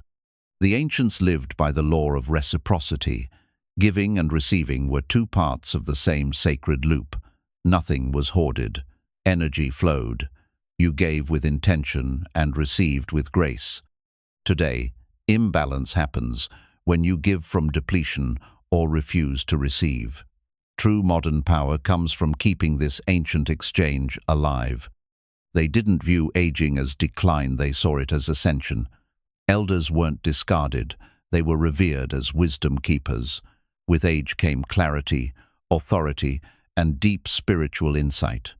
Today's culture fears aging, but the ancient principle still applies. Real power grows over time. Your wrinkles hold stories. Your years hold keys. Another vital teaching was that your environment reflects your soul. The home was sacred. Objects had purpose. Space was cleared with smoke, prayer, and intention. In modern times, clutter often mirrors confusion. But when you treat your space as a temple, your mind and energy follow. Clean space, clear channel. They believed that time was a spiral, not a straight line. Events repeated in cycles until wisdom was fully embodied. You were not stuck, you were being offered another chance to respond differently. This insight brings modern liberation. Patterns aren't punishments, they're invitations to evolve through choice. They knew that children were close to the divine. They listened to their dreams, protected their sensitivity, and encouraged their creativity. In today's world, we often try to shape children into systems. But the ancient path reminds us that children don't need to be fixed, they need to be heard. Their innocence carries truth. One timeless law is that joy is sacred. Laughter, dancing, feasting, storytelling, these weren't distractions, they were medicine. Joy elevated the vibration of the tribe. Today, joy is postponed or hidden behind achievement. But when you prioritize joy as a spiritual practice, you tap into the frequency of vitality. They honored transitions with ceremony. Birth, initiation, marriage, Dithiach phase was recognized with sacred ritual. These moments were marked with presence and intention. In modern life, we often rush through thresholds. But power is found when you pause to witness transformation. Ritual roots the soul through change. The ancients understood that prayer wasn't begging, it was aligning. They didn't pray from desperation, they prayed to attune with source. Modern power returns when you stop asking for things from lack and begin aligning with them from wholeness. Prayer becomes a portal, not a plea. Silence wasn't awkward, it was revered. It was in silence that answers emerged, visions came, and clarity arrived. Today, people fill every space with sound, afraid to feel. But when you reintroduce silence into your life, you reintroduce depth. In silence, the ancient voice within you becomes audible again. The principle of self-initiation was central to their growth. You didn't wait to be chosen, you chose yourself. You didn't wait for permission to evolve, you created your own rites of passage. This is a forgotten form of power. In the modern world, it returns when you declare, "I am ready," and act accordingly. They saw art as a spiritual force. Carvings, songs, dances, and poetry weren't just entertainment, they were sacred transmissions. To create was to channel the divine. You don't have to be an artist to reclaim this principle. Your creativity, however it shows up, is your soul speaking. Let it speak freely. And above all, the ancient principle of remembrance echoes through every era. You are not here to chase power. You are here to remember you've always had it. Modern tools may look different, but the truth remains unchanged. When you apply these timeless teachings with presence and intention, your power becomes not just personal but eternal. Chapter 8. You are the creator in disguise. You were never ordinary. From the beginning, you arrived with encoded power, hidden not to deceive you, but to challenge you to awaken. The world told you who to be, what to believe, and how to behave. But deep within, a voice has always whispered, There is more. That whisper is not your imagination, it is your essence reminding you that you are the creator in disguise. Your thoughts are not passive, they are instructions to the field. Every belief you hold, every expectation you carry, becomes a blueprint for your life. You are not a spectator. You are not a victim of fate. You are an architect, shaping experience with every vibration you emit. Reality is not something you observe, it is something you program from within. The universe does not respond to what you say, you want it responds to who you are being.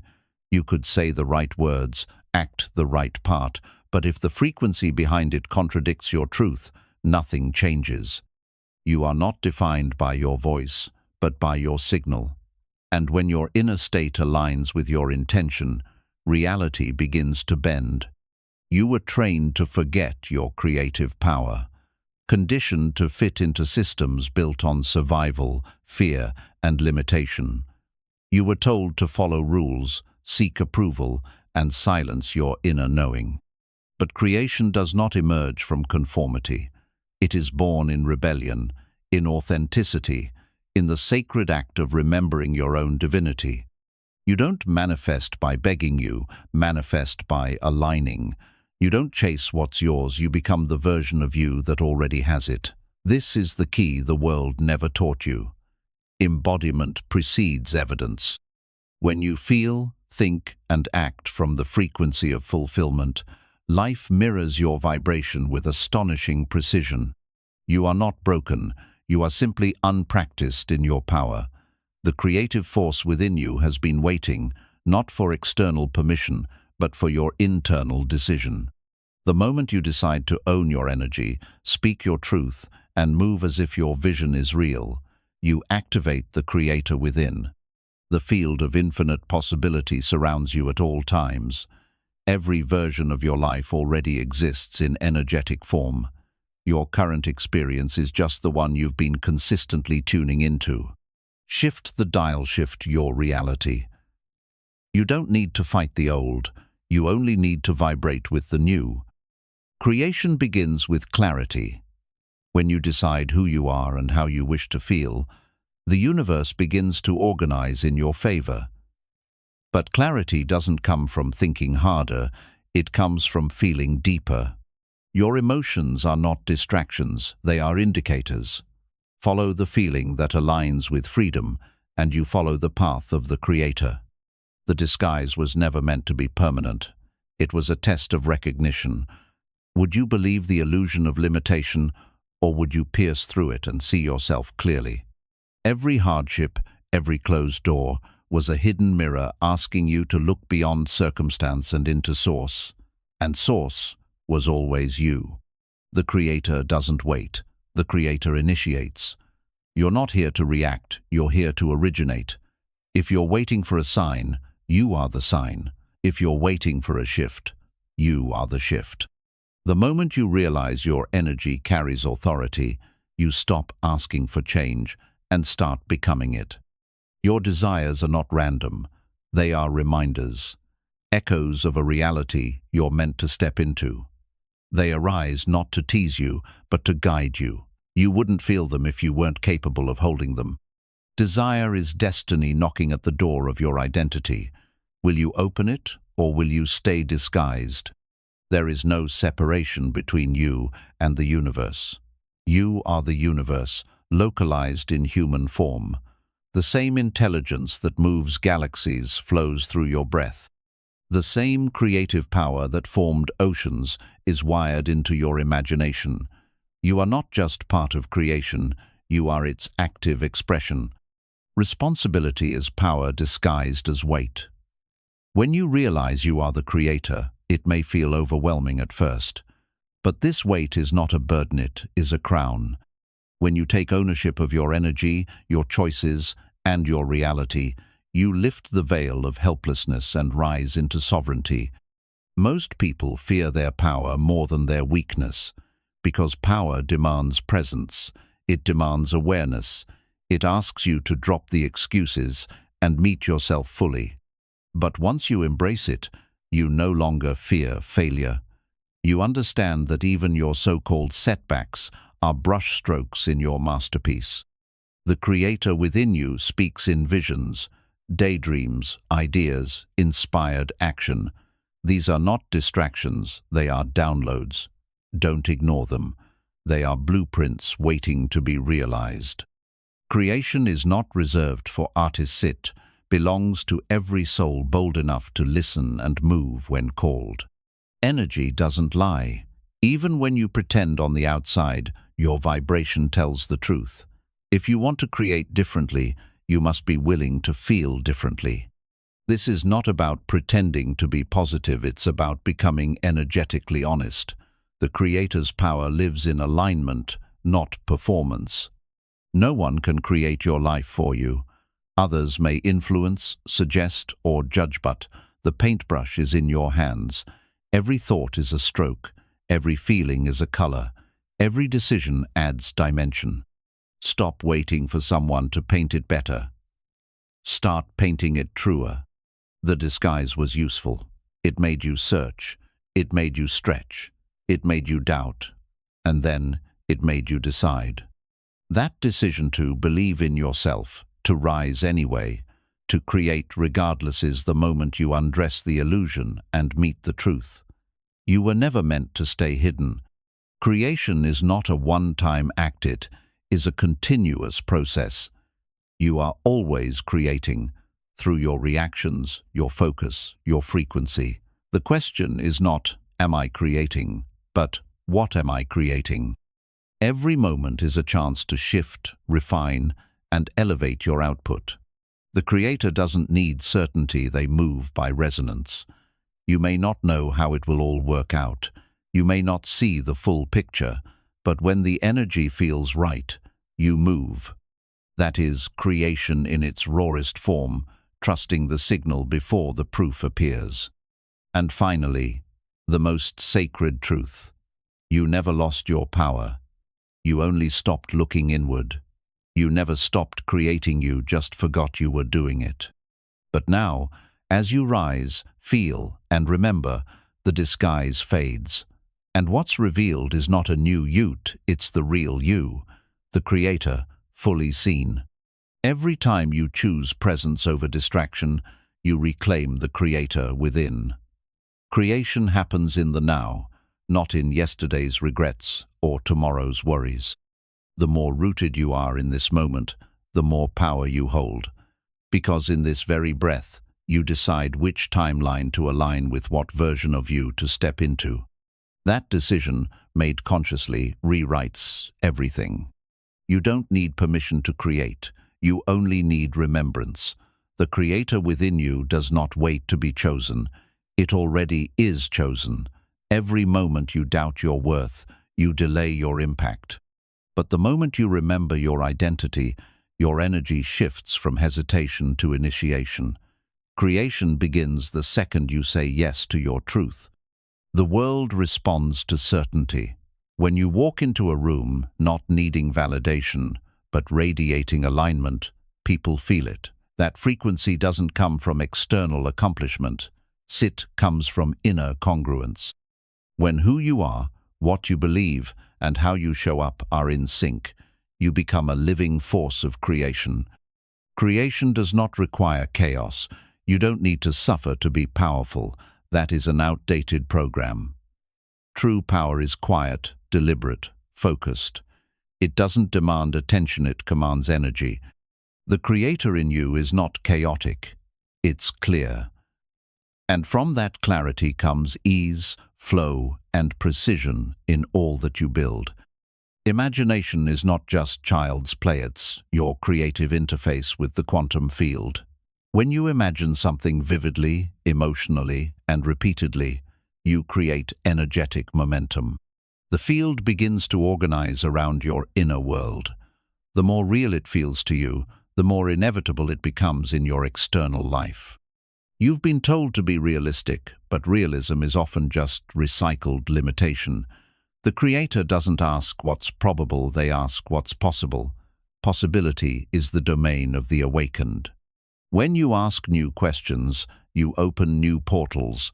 When you dare to believe differently, reality adjusts to follow your courage. Your past does not determine your power. It may have shaped your perspective, but it cannot cancel your creative force. The Creator doesn't live in your history, it lives in your now.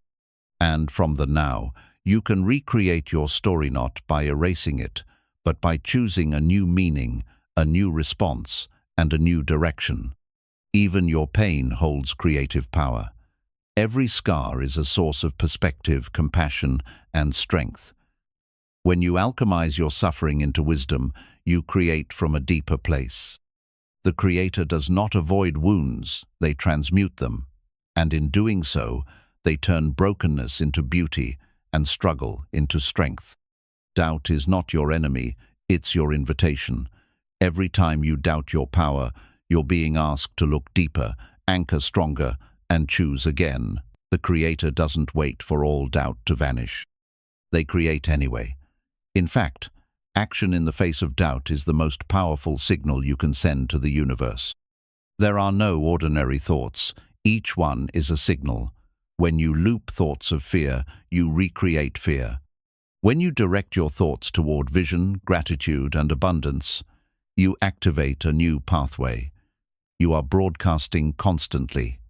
Creation begins when you start curating the signal, not reacting to the noise.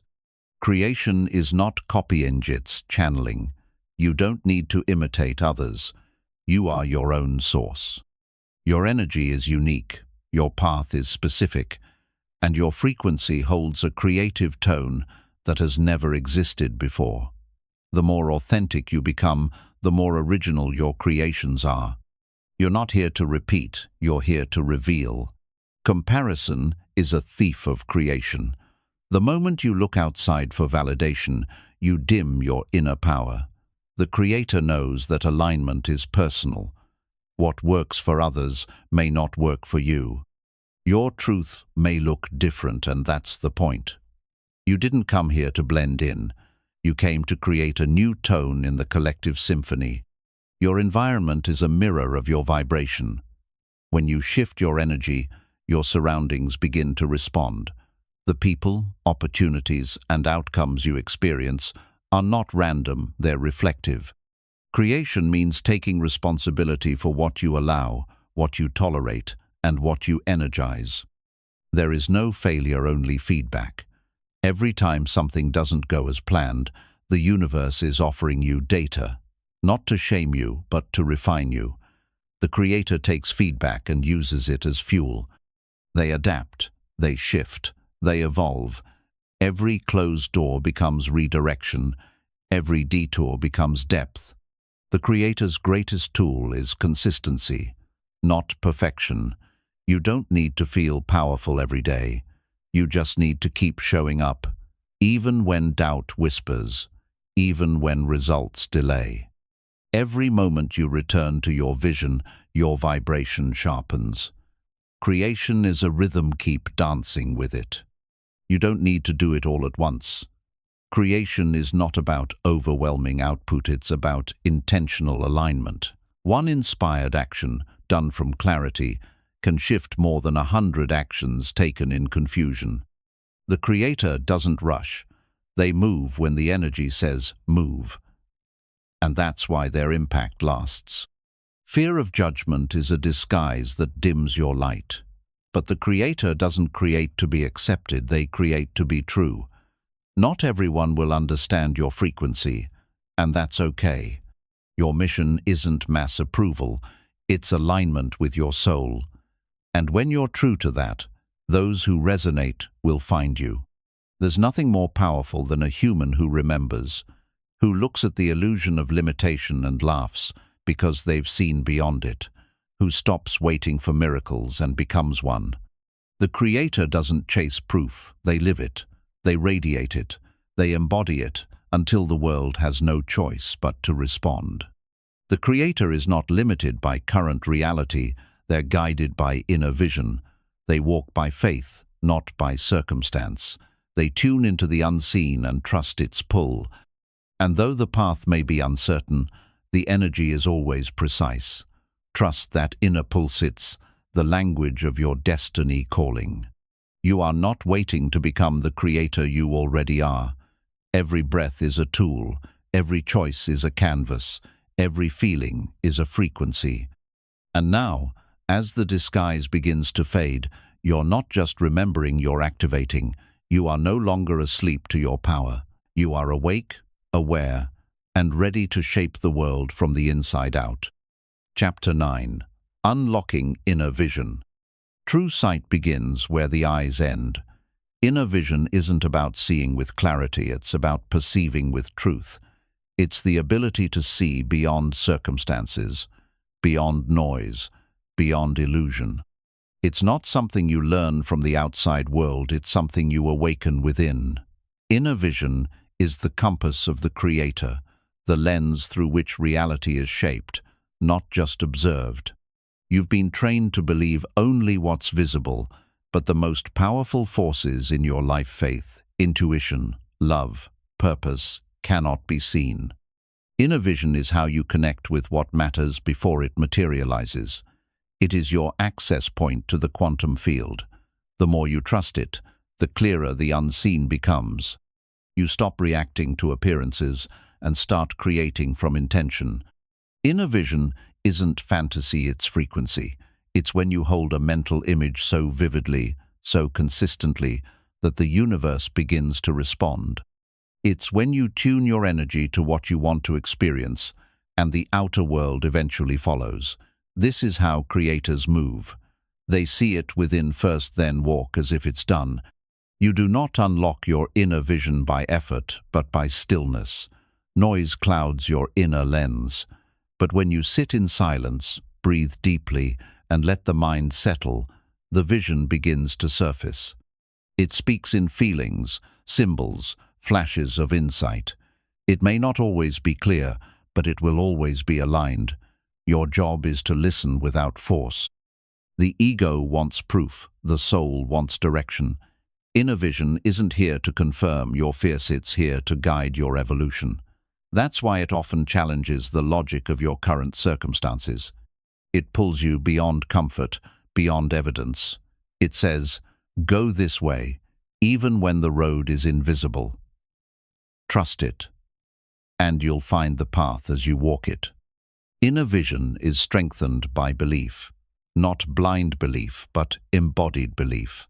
When you believe in what you feel more than what you fear, your inner eye sharpens. You begin to notice signs, symbols, confirmations all around you. The universe is always speaking to your vision, you just have to be tuned in enough to hear it. Your imagination is not just a mental playground, it is a divine interface. Every time you close your eyes and visualize a better version of your life, you activate dormant energy within you. That energy begins to reorganize your nervous system, your emotions, your focus. Inner vision restructures your inner world, and your inner world becomes the template for reality. You don't need to know every detail.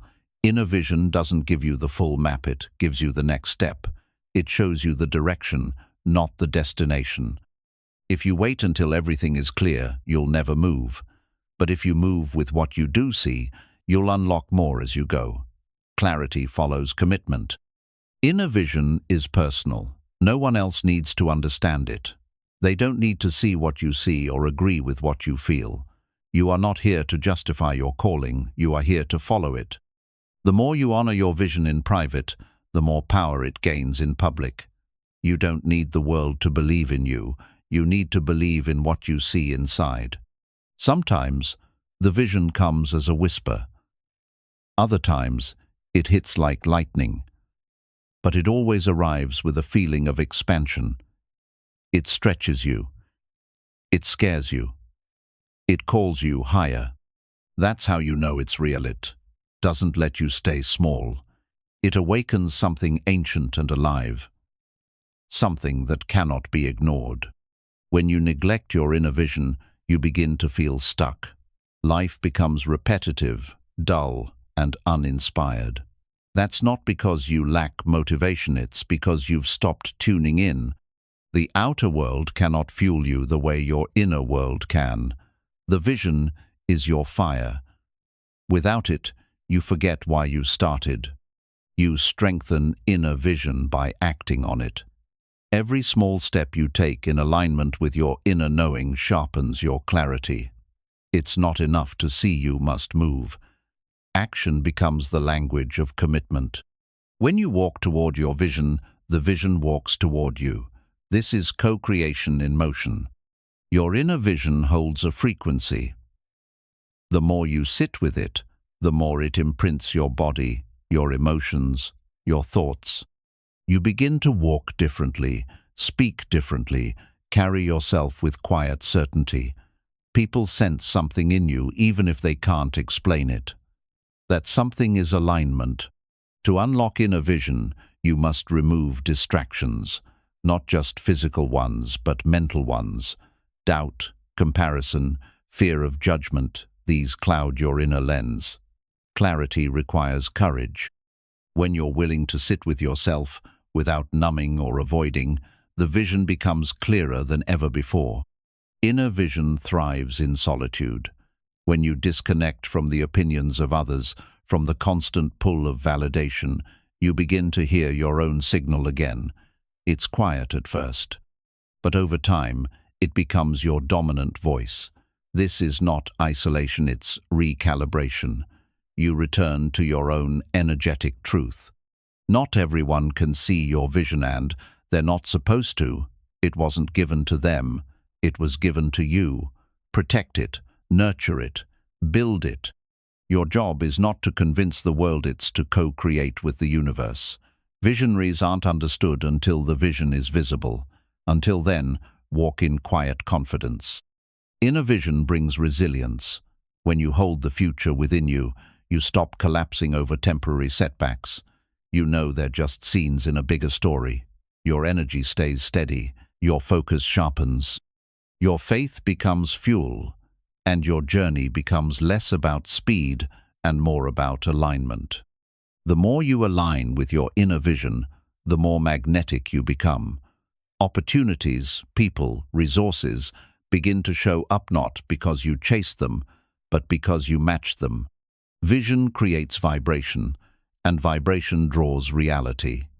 You don't force the shift, you attract it by becoming it. Your inner vision is sacred. It's the most direct connection you have with your highest self. It reveals not what is, but what could be.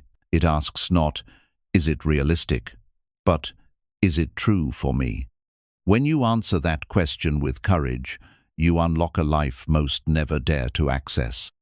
The more you live by inner vision, the less you need approval. You stop needing evidence before believing. You become self-led, soul-guided, purpose-driven. This is where freedom begins, not in control, but in clarity. When your inner sight becomes stronger than the external noise, nothing can stop you. And finally, remember this. You were never meant to see only with your eyes. Your soul came equipped with vision that pierces illusion, that defies logic, that transcends time. When you unlock it, you don't just see a better life, you become the force that creates it. Your inner vision is not just a glimpse of what's coming, it's a confirmation that it's already yours. Inner vision is not fantasy, it is spiritual foresight. It allows you to witness potential realities before they take form. When you give it attention and emotional weight, those potentials become pathways. The vision itself is neutral until you charge it with belief, focus, and aligned energy. That is when it begins to crystallize and pull the future into the now. The world around you is shaped by those who saw with inner eyes first. Every invention, movement, creation, and transformation began in the unseen. The great minds and souls who shifted history didn't wait for evidence. They followed the pull of something no one else could yet see. That same power is available to you if you dare to trust your inner knowing. Sometimes your vision will make you feel alone. It will isolate you, not as punishment, but as preparation. You'll walk roads others don't understand. You'll hold truths others can't see. But that's the nature of vision. It shows up before validation. It tests your loyalty to your purpose before rewarding your persistence. Inner vision requires you to unlearn the rules of limitation. You must stop measuring your potential by your past. Your past was a reflection of an earlier frequency, not a prophecy of what must continue. When you hold a higher vision, you interrupt old cycles. You become the breaker of patterns and the builder of new paradigms. The vision you carry inside you is already true on an energetic level. You're not chasing something distant, you're aligning with something real. When you tune into it consistently, you begin to embody its energy. The people, places, and opportunities that match your vision will feel familiar not because you've met them before, but because you've met them within. Vision doesn't require outside agreement. It requires inside integrity. You don't need the world to cheer for your dream. You only need your soul to stand behind it. That's when the real momentum begins. Because the field responds to consistency, and consistency is born from alignment, not applause. Inner vision sharpens through challenge. The obstacles you face are not blocks, they are tests of focus. They ask you, will you hold the vision, even when the outer world contradicts it? Will you stay true to your calling, even when nothing makes sense yet? If the answer is yes, you evolve from wishful thinking to energetic mastery. One of the most powerful tools to support your vision is visualization. Close your eyes, see it, feel it, embody it, not as something you hope for, but as something already encoded into your being. The subconscious mind doesn't know the difference between memory and imagination. Train it to believe the vision is now, and it will begin to reshape your reality accordingly. Let go of timelines. Inner vision doesn't obey your calendar, it obeys frequency. You may think it's taking too long, but divine timing is not delay, it is preparation. The more grounded and clear you are, the faster the alignment happens. Trust the process, not the pressure. Time is not your enemy, it's your assistant. Your inner vision is sacred ground. Be mindful of who you share it with. Not everyone is meant to carry it with you. Some will project their fears onto it. Some will misunderstand it. That's okay. Protect your vision like a seed. Share it only with those who water it, not those who trample it with doubt. Vision without embodiment becomes frustration.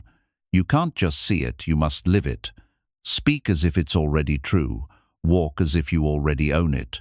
Show up as the version of you who has already arrived. This is not pretending, it is anchoring the energy of your future into the present.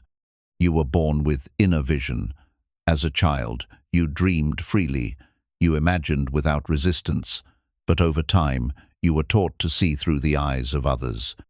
Now it's time to reclaim your original lens.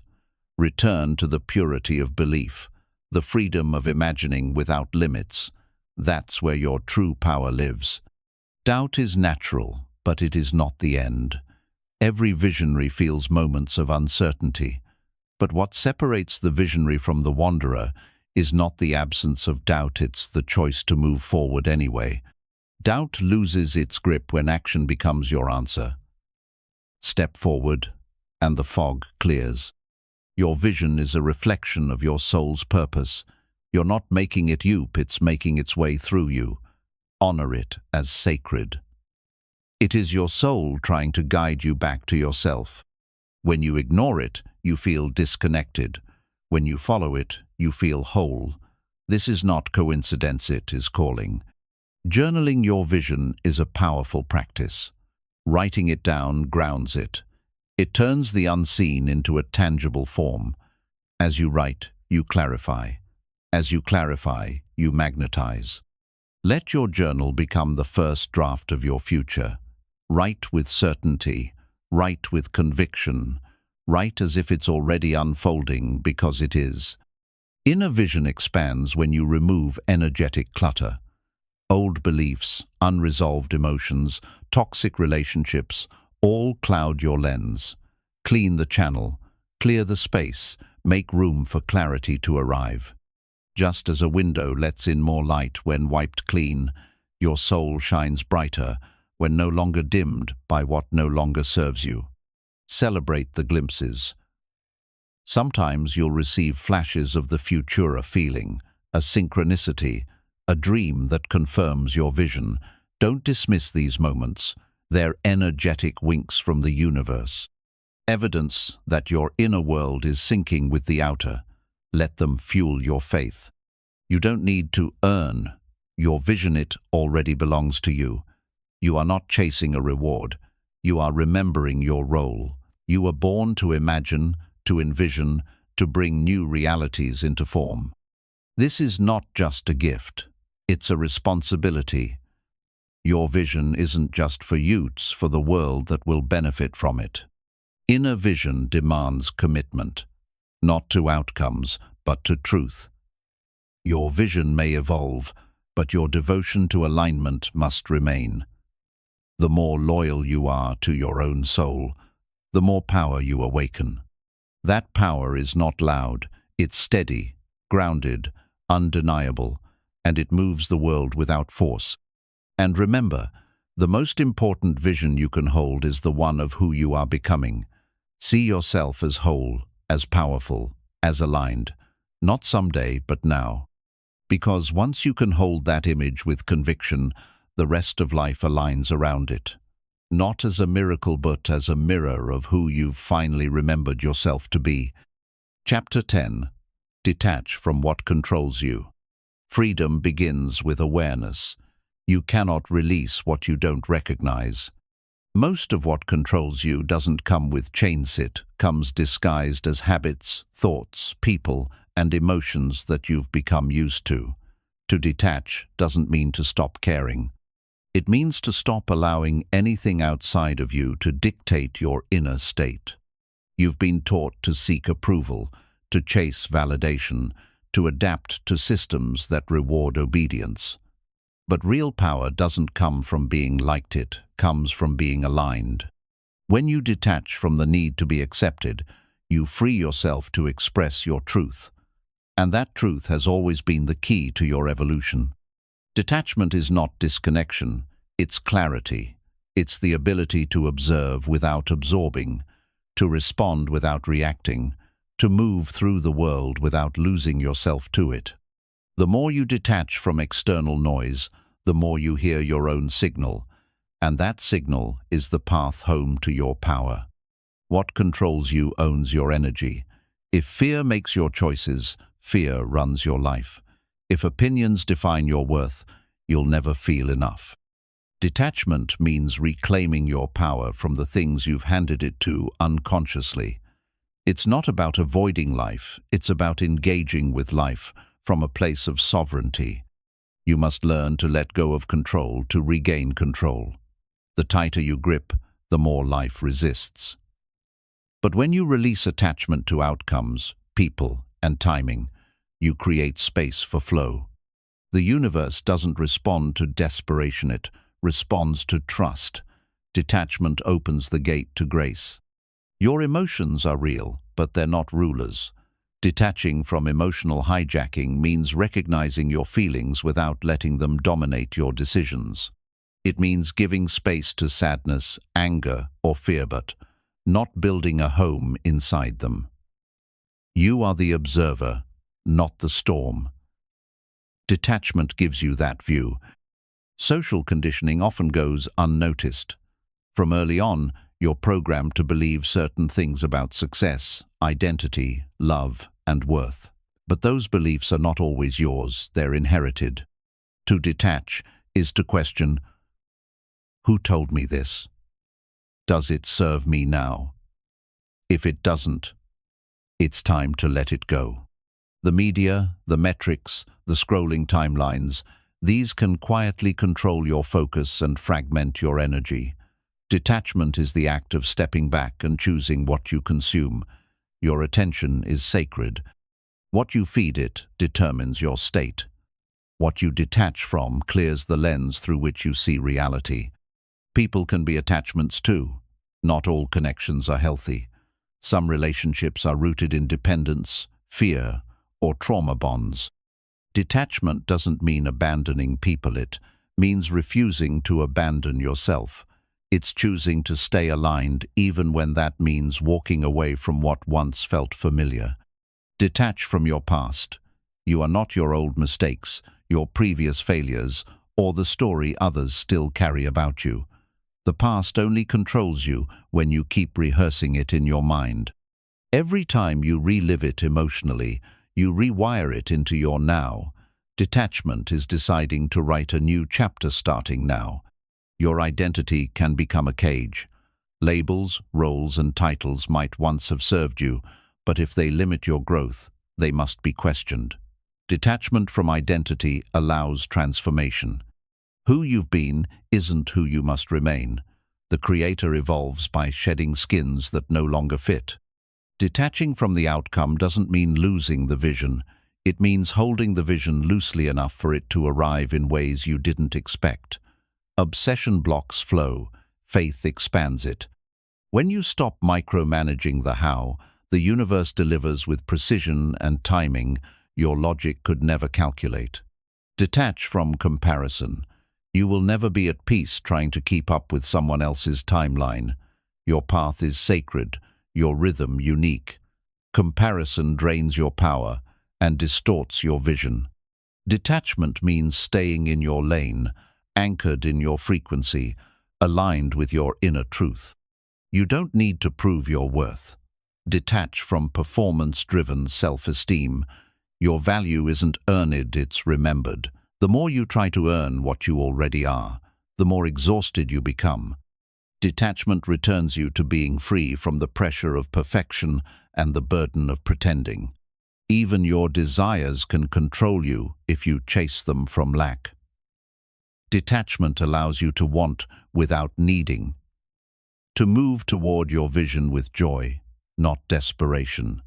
When you are whole within, you desire from abundance, not from emptiness, and that difference is the magnetism that draws your desires to you. Detach from urgency, the rush to be somewhere else, to have more, to be more. This is a trap. Time expands when you are present. Life responds when you slow down. Detachment from the clock doesn't make you lazy, it makes you available to divine timing. And that timing is always perfect, even when it's not fast. Detach from the illusion of control. You cannot control people, the future, or external events. But you can control your frequency, your focus, and your responses. That's where your power lives. And from that place, you influence the world, not through force, but through alignment. Detach from judgment. When you stop needing to label every moment, person, or feeling, you begin to see things as they are, not as your fear paints them. Judgment is resistance. Detachment is acceptance. And through acceptance, clarity enters, peace follows. Detach from the need to be understood. Not everyone will get your path, your choices, or your growth. That's okay. Your job isn't to be understood, it's to be authentic. When you stop explaining yourself, you conserve energy. That energy then becomes available for creation, expansion, and freedom. Detach from the chase. When you believe something is outside of you, you run after it. But the moment you realize you are the source, you stop chasing and start choosing. Detachment reveals this truth. What you seek is already within, and what aligns with that truth naturally finds its way to you. And finally, detach from the illusion that you are powerless. You were never meant to be ruled by your mind, your fear, your past, or anyone else's expectations. You are not here to be controlled, you are here to create. And the moment you detach from what once held you, you rise. Not as someone new, but as someone finally free. Detachment reveals your truest choices. When you no longer act from pressure, fear, or habit, you begin to act from clarity. Most people think they are choosing freely, but in truth, they are reacting. Detachment clears the fog of emotional entanglement, social programming, and mental loops.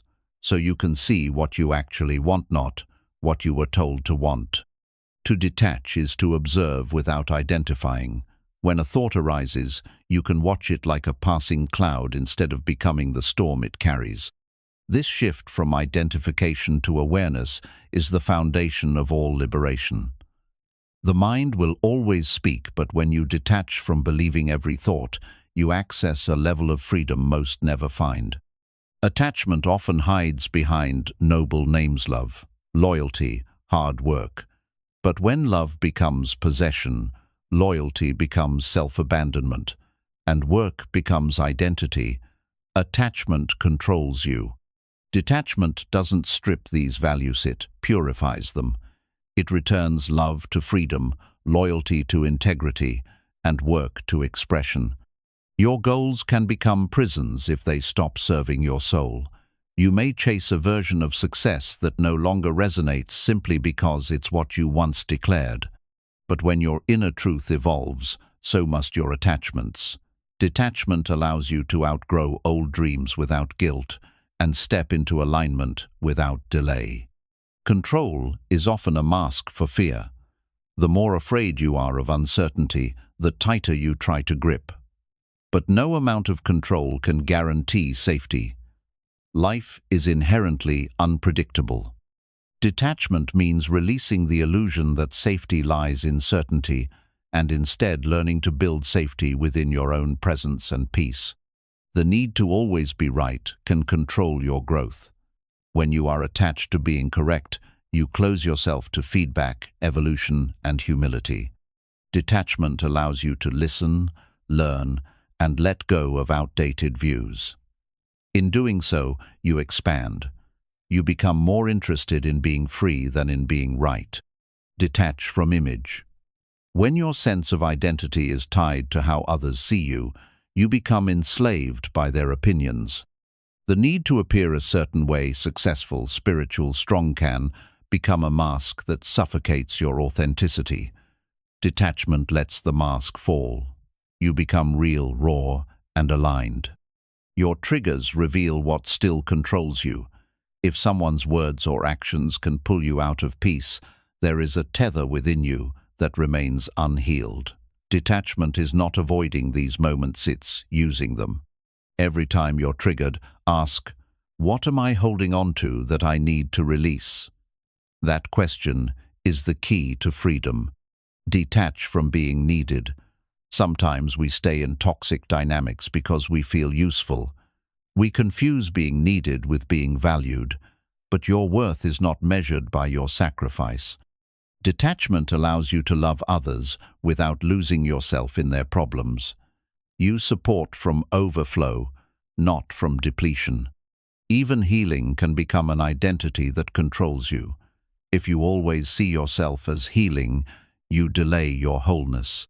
Detachment means knowing when to release the story of pain and step fully into the energy of completion. You are not broken, you are becoming. And becoming requires letting go of the version of you that's always fixing.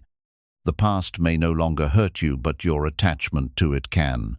When you rehearse the old stories, you keep your nervous system trapped in outdated loops. Detachment doesn't erase memory, it removes the charge. You can honor the past without reliving it. You can carry the wisdom without carrying the wound. Detach from needing closure from others. Not everyone will apologize, explain, or make things right. Waiting for them to do so keeps you energetically bound to the pain. Detachment means you choose closure. You decide to complete the chapter, even without their cooperation. Your peace is your responsibility. Detach from hustle culture. Productivity is not the same as purpose. Constant motion is not the same as alignment. Detachment means you rest without guilt, slow down without fear, and create from inspiration, not obligation. You no longer chase time. You work with it, from a place of internal rhythm. Detach from the belief that more is always better. More money, more followers, more results. These goals can become hollow if they're driven by lack. Detachment teaches that quality, alignment, and presence matter more than quantity. True success is not how much you have, it's how whole you feel while having it. Let go of needing certainty in relationships. When you cling to a person because of fear, not connection, you distort the relationship. Detachment allows love to breathe. It honors the other person's freedom and strengthens your own. In that space, love either deepens or dissolves, but it always reveals the truth. Detach from your timeline. Life doesn't always unfold according to your plans. Detachment teaches you to trust divine timing. What seems delayed may be a hidden gift. What didn't happen may have been protection. You stop forcing life to hurry and start walking with it, moment by moment, in faith. Detach from the critic in your mind, that voice that says you're not enough, that questions every decision, that repeats fears from your past. It isn't you. It's programming. Detachment means observing that voice without obeying it. You learn to hear it without believing it, and that is a radical act of inner freedom. Detach from the highs. Not every moment will feel magical. If you chase constant euphoria, you'll fear the stillness. Detachment allows you to sit with the ordinary and find peace in presence. You stop needing life to thrill you and start appreciating life for simply being. That is where true contentment grows. Detach from what others owe you. Expectations are often silent contracts that others didn't agree to. When you release them, you stop holding others responsible for your emotional state. Detachment doesn't make you cold, it makes you clear. You give freely, love fully, and allow others to be exactly who they are. And in the end, detachment is not the absence of passion, it is the absence of bondage. It allows you to move through life with an open heart and a steady mind. You no longer need to grip, chase, or control. You walk free, you live true. And in that space, life flows to you, not because you force it, but because you finally stop needing to. Chapter 11. The frequency of truth. Truth is not an idea, it is a frequency. You don't just know it intellectually, you feel it in your body, in your breath, in your being. Truth doesn't need to shout, it hums with clarity. When something is true, it brings stillness to the chaos and resonance to the confusion. It doesn't always make sense to the mind, but it always brings peace to the soul. You've been trained to seek truth through facts, logic, and consensus. But the deepest truths are not taught, they are remembered. They arise from within when you quiet the noise and listen to the vibration of your own knowing. The frequency of truth is not external validation, it is internal recognition. You've felt it before, that deep, quiet, yes, that feeling that something just fits, even if you can't explain why. That's the frequency of truth. It may not be loud or dramatic, but it's consistent. It doesn't waver with opinion or fear. When you learn to trust that frequency, you stop seeking answers outside of yourself. The truth doesn't always feel comfortable at first. In fact, it often disrupts what you thought was safe. It asks you to let go of what you've outgrown and step into what you're becoming. But even in discomfort, truth brings liberation. It doesn't trap you, it frees you. It doesn't bind, it breaks illusions. The frequency of truth is steady. It doesn't bend for convenience or conform to pressure. That's why, in a world full of noise and narratives, truth stands still. It remains unchanged, even when everything around it shifts. And those who tune into it become anchored, grounded, and unshakable. Your body knows truth faster than your mind. A deep breath, a relaxed chest, a settled gut, these are signs of resonance. Tension, anxiety, and resistance are signs of dissonance.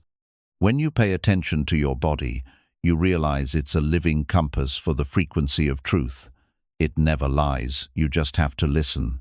Truth doesn't compete. It doesn't try to convince. It simply is.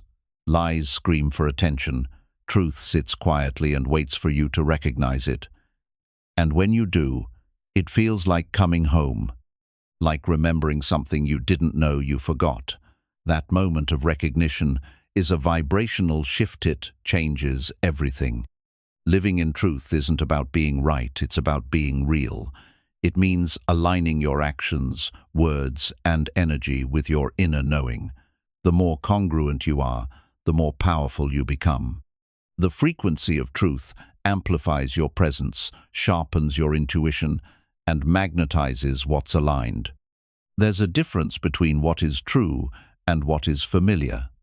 Many people stay attached to familiar patterns, mistaking them for truth. But just because something is comfortable doesn't mean it's right. Detaching from familiarity opens the space for truth to rise, and that truth often speaks through silence. Truth has a tone. It can't be faked.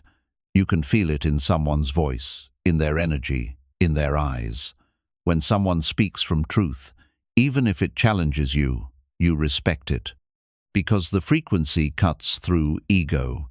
It speaks directly to your core. That's why real truth feels both confronting and comforting. You cannot access truth if you're constantly lying to yourself. Avoidance, denial, and pretending disconnect you from your own power. The more honest you are with yourself, the more clearly you perceive everything around you. Truth starts with radical self-honesty. It begins where the masks end. The truth is not relative, it's layered. What feels true at one level of consciousness may evolve as you expand. This doesn't mean the old truth was wrong. It simply means you've accessed a deeper layer.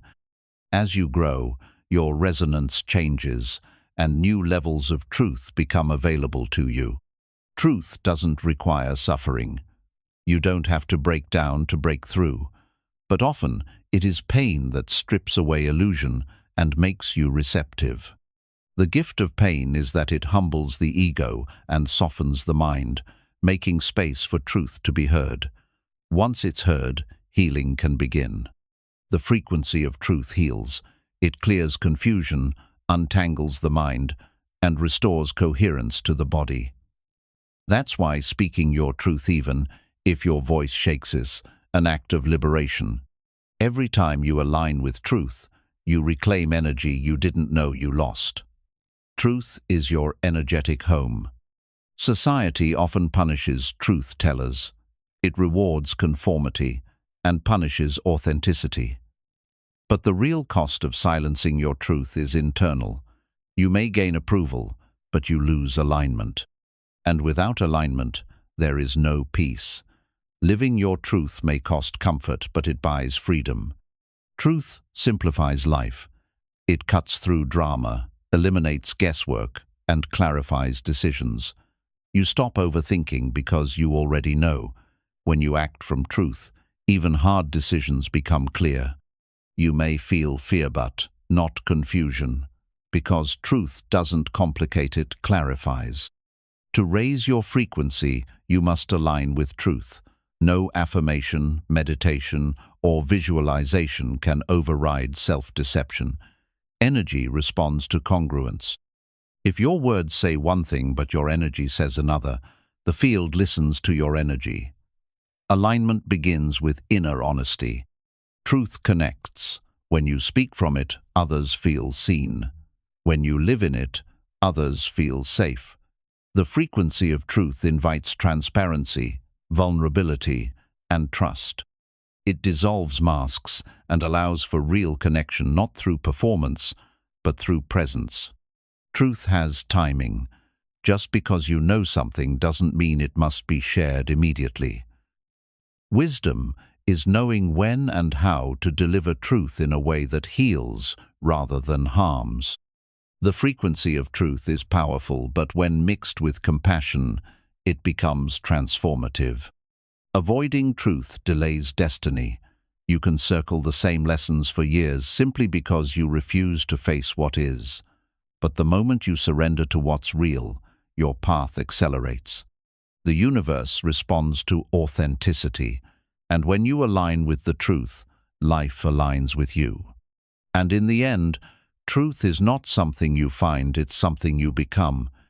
It's the state of being where nothing is hidden, nothing is forced, and everything flows.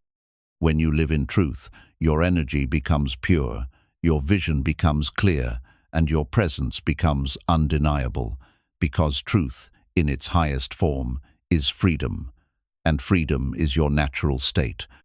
When you align with the frequency of truth, your intuition sharpens effortlessly. You no longer have to analyze every detail or overthink every decision. Your inner compass guides you. It feels like a quiet but firm yes or no in your body. The more you trust that internal sensation, the more life starts unfolding with precision and flow, without needing constant proof. Truth dissolves inner conflict. The tension you feel when you're torn between choices is often a sign that you're negotiating with what you already know deep down. When you finally commit to what you know is right, even if it's hard, you feel a release. That release isn't weakness, it's alignment. Truth removes the friction between your soul and your choices. The frequency of truth has a vibration that cannot be distorted. When you begin to live from this place, even lies told to you by others begin to lose power. You sense when something is off. You feel it before it's spoken. That's not paranoia, it's perception. Truth doesn't just speak, it listens deeply, and when tuned in, you can feel it in everything. You must be willing to lose things that were built on lies. This is the part many people avoid. When you raise your frequency to match truth, anything that doesn't match will start to fall away: relationships, jobs, routines. But what remains is solid, real, and deeply aligned. The shedding is not a punishment, it's a purification. Truth exposes. Not to shame, but to liberate. It reveals what you've been avoiding, where you've been settling, and who you've been pretending to be. But in that exposure, you find clarity. You begin to see where your energy has been leaking, where your life has been misaligned, and from that clarity, you rise stronger. To speak the truth is to activate your throat chakra, center of authentic expression. Many people feel a tightness in the throat because they've been suppressing their voice for too long. When you begin to speak honestly, not just kindly, you release that energetic block. Expression becomes not just communication, but healing. Living in truth doesn't mean you're perfect. It means you're real. It means you don't wear masks to protect a false identity. You admit when you're wrong. You ask for what you need. You say no when something doesn't resonate. And in doing so, you give others permission to do the same. Truth creates space for authenticity in all directions. There is truth that soothes and truth that stretches. Both are sacred. Sometimes, the truth you need is a gentle reminder of your worth. Other times, it's a blunt mirror that shows where you've been shrinking. Don't fear either. The frequency of truth only shows you what you're ready to see, and what you see, you can change. Truth dismantles illusions. Every time you align with it, you break a piece of the false matrix. That's why speaking your truth can feel like rebellion, because it disrupts the script you were given. But that disruption is divine. It breaks the loop of unconscious living and reconnects you with your power to choose. When you lie to yourself, even subtly, your body feels it. Fatigue, anxiety, mental fog, these can all stem from living in contradiction. Your energy is trying to hold together a false reality, and it's exhausting. The moment you return to truth, even if it requires change, you feel relief, because truth aligns your mind, body, and soul. Your truth is not universal, but it is valid. What resonates for you may not resonate for someone else. That doesn't mean you're wrong. It means you're aligned with your unique path. The frequency of truth is not one size fits all. It's personal. And honoring your version of truth is essential for inner peace. Sometimes your truth changes, not because you lied, but because you've evolved. What once felt true may now feel limiting. This is growth. Truth is alive, it breathes with you, matures with you, and deepens as your awareness expands. Stay flexible. Let your truth be current, not outdated by your former self. Tuning into the frequency of truth allows you to move without seeking constant reassurance. You stop asking everyone else what to do because you trust your own insight. That self-trust is priceless. It comes not from arrogance but from consistent practice of listening inward and honoring what you find. Living in truth simplifies your energy field. You stop leaking energy through pretending, pleasing, and performing. Every time you make choices that reflect your inner reality, you reclaim scattered energy. This consolidation of energy gives you strength, clarity, and magnetic presence. It draws aligned people and experiences into your life naturally. The more you speak truth, the more you attract truth. Honest people, clear conversations, authentic opportunities begin to appear. That's because your vibration becomes a filter. What no longer resonates will fade, and what's meant for your current frequency will rise to meet you. This is the unseen order truth brings. You may fear the consequences of telling the truth, but what you should really fear is the cost of suppressing it. Living in silence drains the soul. It dulls your passion, clouds your vision, and disconnects you from purpose. The moment you choose truth, you reconnect to your fire, and from that fire, creation begins. Truth doesn't need to be aggressive. It can be firm and kind at the same time. When you speak from love, not ego, your words carry wisdom. The intention behind your truth matters. Speak to liberate, not dominate. Speak to illuminate, not belittle. The frequency of truth is clean, free from manipulation or superiority. You must get comfortable with the discomfort truth brings. Not everyone will like it. Some may walk away. But the price of authenticity is always less than the cost of suppression. You can either live for their comfort or your liberation. Truth asks you to choose and rewards you with alignment when you do. The deepest truth is not what you speak, but what you embody. When your thoughts, emotions, and actions are aligned, you radiate truth without saying a word. People feel it. They trust you not because you're flawless, but because your energy is honest. Truth becomes your frequency, not just your statement. And when you fully embrace the frequency of truth, you don't just live differently, you vibrate differently. You move with integrity. You attract with clarity. You create from wholeness. Truth becomes your compass, your fuel, your protection, and your power. And in that frequency, you finally become who you were always meant to be. Chapter 12. Live the knowledge, don't just learn it. Knowing isn't enough. Wisdom is not measured by how many books you've read, but by how deeply you embody what you understand. You can memorize all the right principles, repeat all the right affirmations, and still remain stuck because transformation begins where application begins. Real change happens when you live the truth, not when you just speak it. You already know what you need. You've consumed the information, watched the videos, underlined the quotes.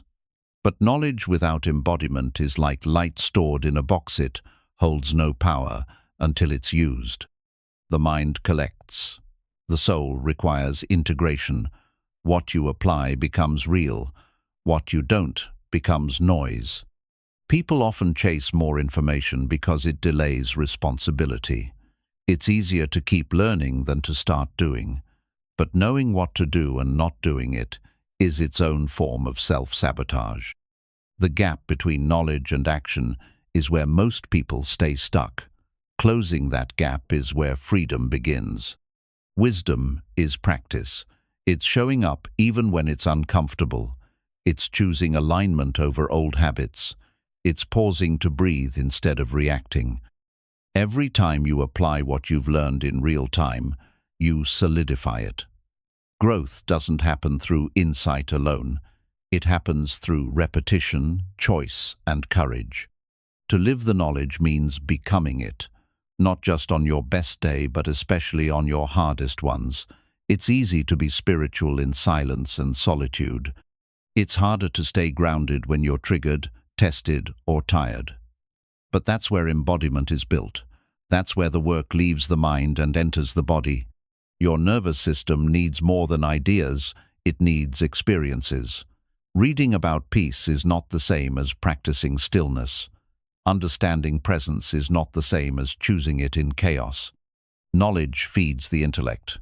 Experience rewires the system. And only through living it do you become it. Embodiment is alignment. When your thoughts, words, and actions move in the same direction, your energy becomes clear. Congruence creates confidence. When you live what you know, you stop second-guessing. You become a walking vibration of truth, and that truth draws everything that matches it. You don't need another course, you need consistent action. The path forward is already within you. You just need to walk it. Clarity grows through doing. Confidence builds through showing up. Insight deepens through application. Life meets you at the level of your embodiment, not your intellect. Stop waiting to feel ready. Embodiment isn't about perfection, it's about repetition. You stumble, you learn, you adjust. There's no shame in the process. The mistake is in not beginning. Start where you are, with what you know, and bring that knowledge into motion. Even small steps shift momentum. Information without embodiment leads to overload. You become bloated with potential but empty of progress. The remedy is simplicity. Pick one truth, one lesson, one principle, and live it for a week. Let it guide your choices. Let it challenge your reflexes. Let it shape your energy. Knowing how to heal is different from choosing to. You can recite every healing mantra, attend every workshop, and still avoid the inner work. Living the knowledge means facing the wound, not just naming it. It means sitting with discomfort, not bypassing it. Healing begins when knowledge meets honesty. Discipline is devotion in motion. If you truly value the wisdom you've received, honor it through practice. Don't treat it like a collection, treat it like a lifestyle. Whether it's presence, peace, compassion, or courage, your embodiment is the only proof you believe it. What you live is what you truly know.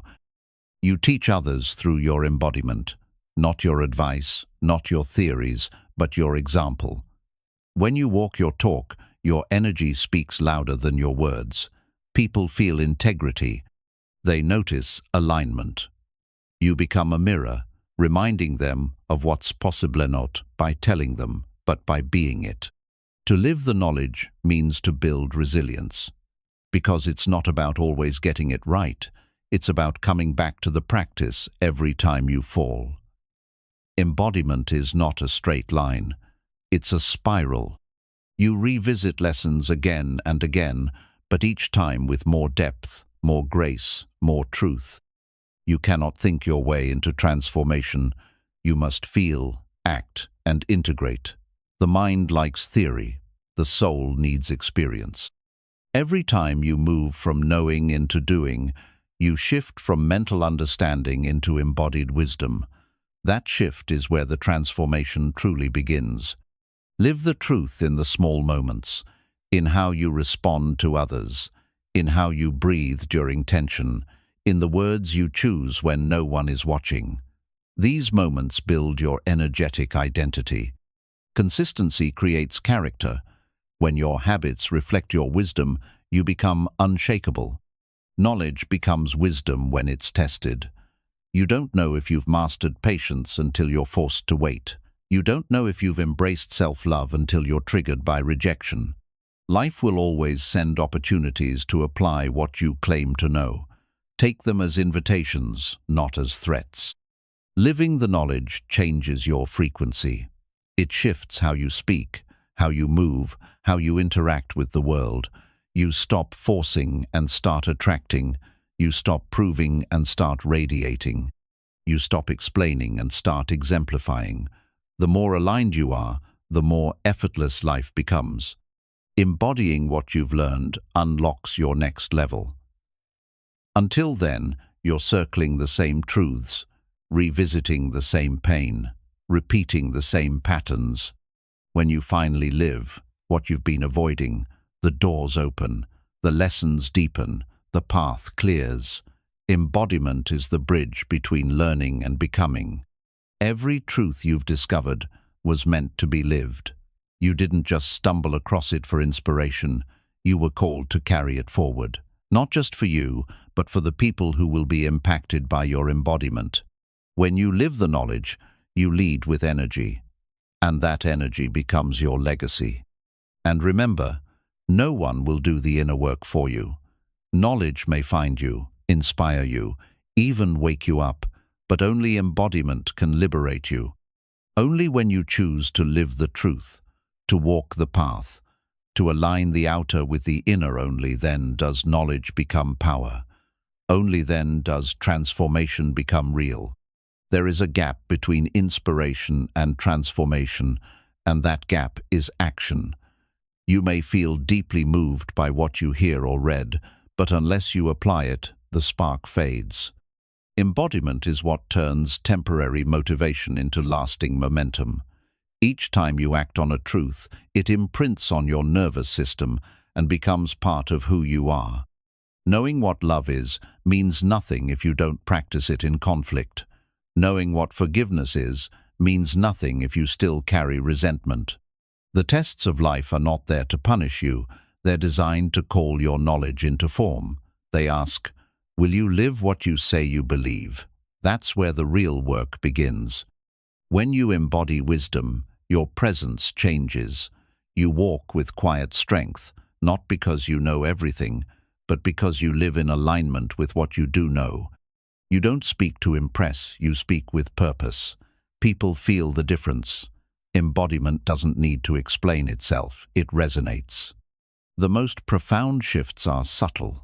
They happen in your habits, in your choices, in your self-talk. It's not about grand declarations, it's about quiet consistency. Living the knowledge shows up in how you treat your time, your health, your energy. You stop talking about who you want to be and start being it. When you live the knowledge, excuses lose their power. You stop blaming circumstances and start building with what you have. You understand that alignment isn't dependent on your environment, it begins with your inner world. You create change not by waiting but by becoming the version of you that lives the truth now.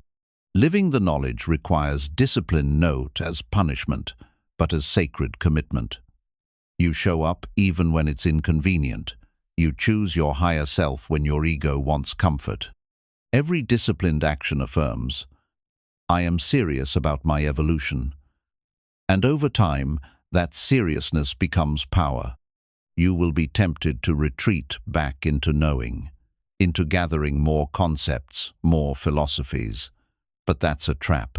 More information doesn't equal more growth. Wisdom only deepens when it's tested. You don't need another answer. You need the courage to live the one you already have. Live the knowledge even when no one else is watching. That's integrity. It's easy to act wise in front of others. But the truest measure of growth is how you behave when no one sees, when no one validates, when there's no audience to applaud your effort. Your private choices are what build public alignment. When you truly live the knowledge, your energy becomes medicine. People feel safer around you not because you preach truth, but because you embody it.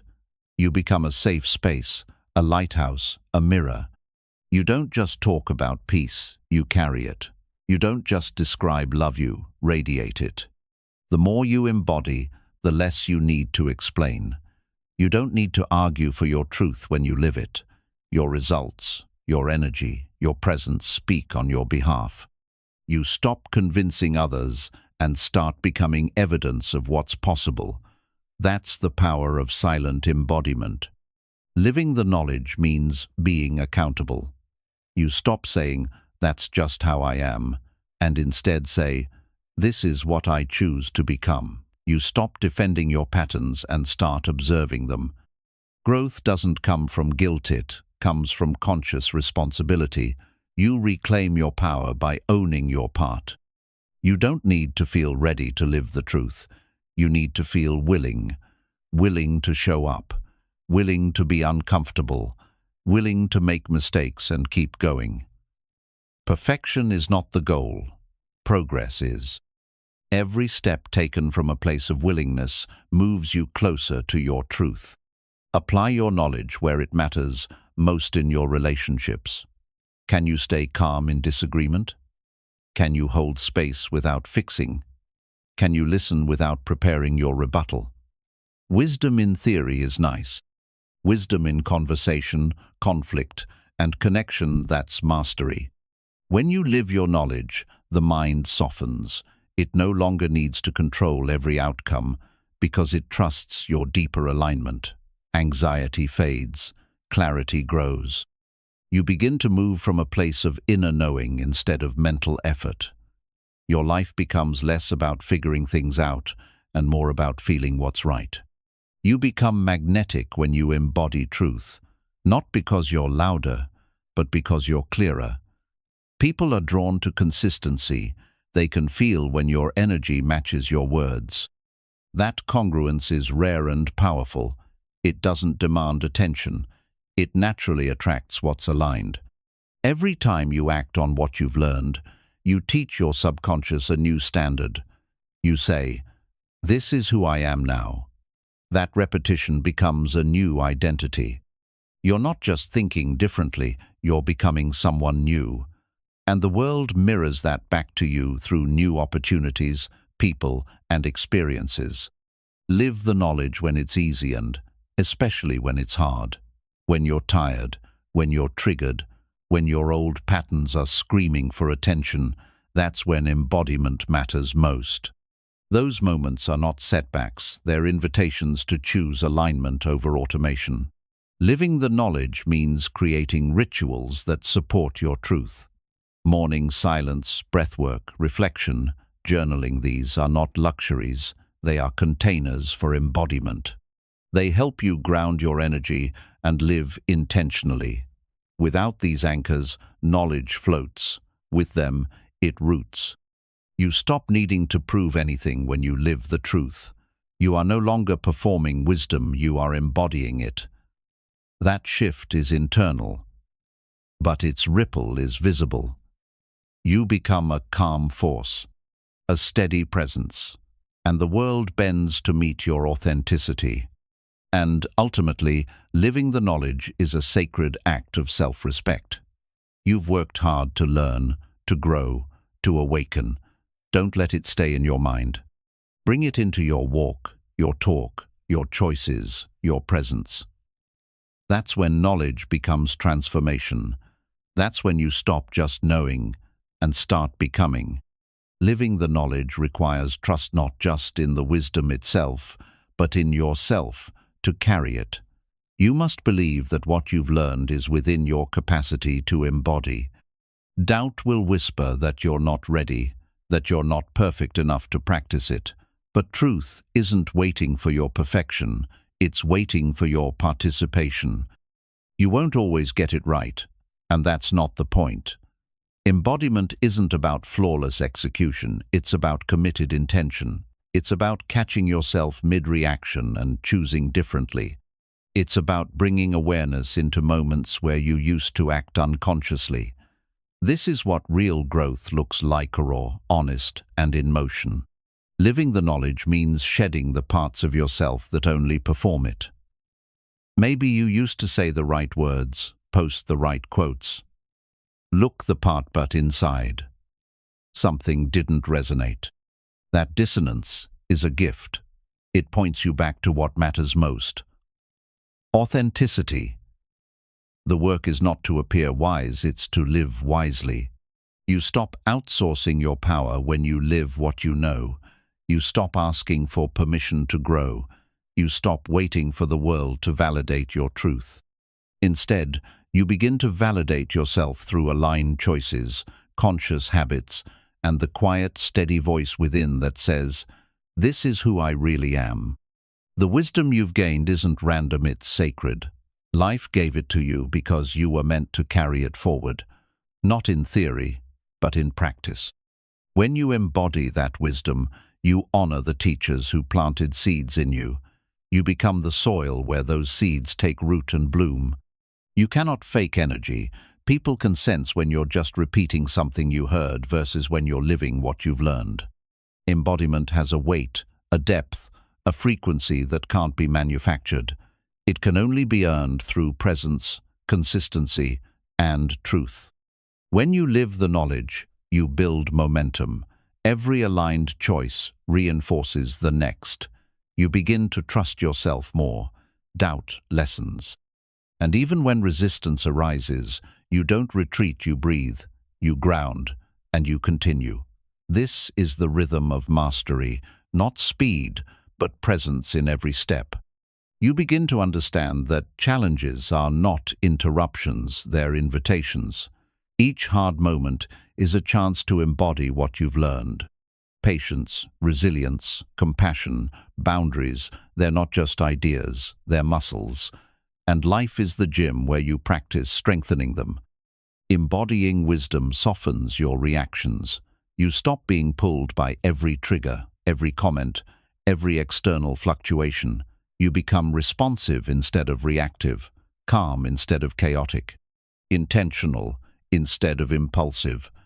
This isn't passive, it's power refined. Living the knowledge means honoring what you know, even when it's inconvenient.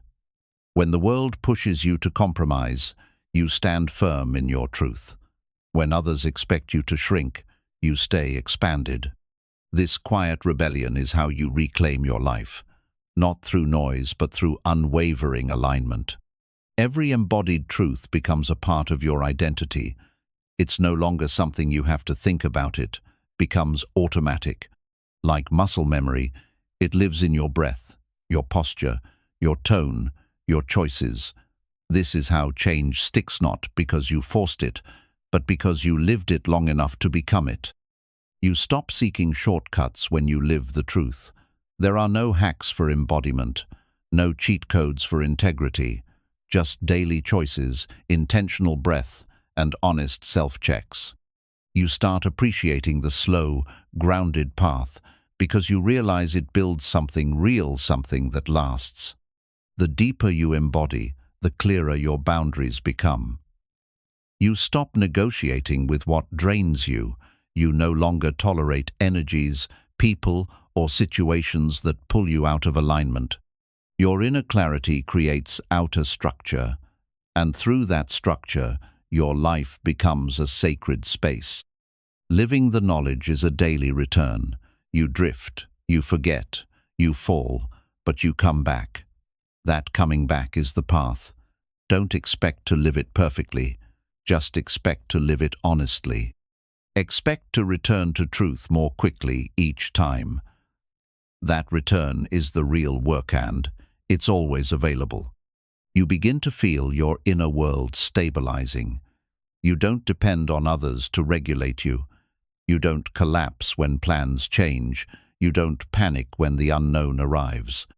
Because you're rooted in something deeper, your own lived truth.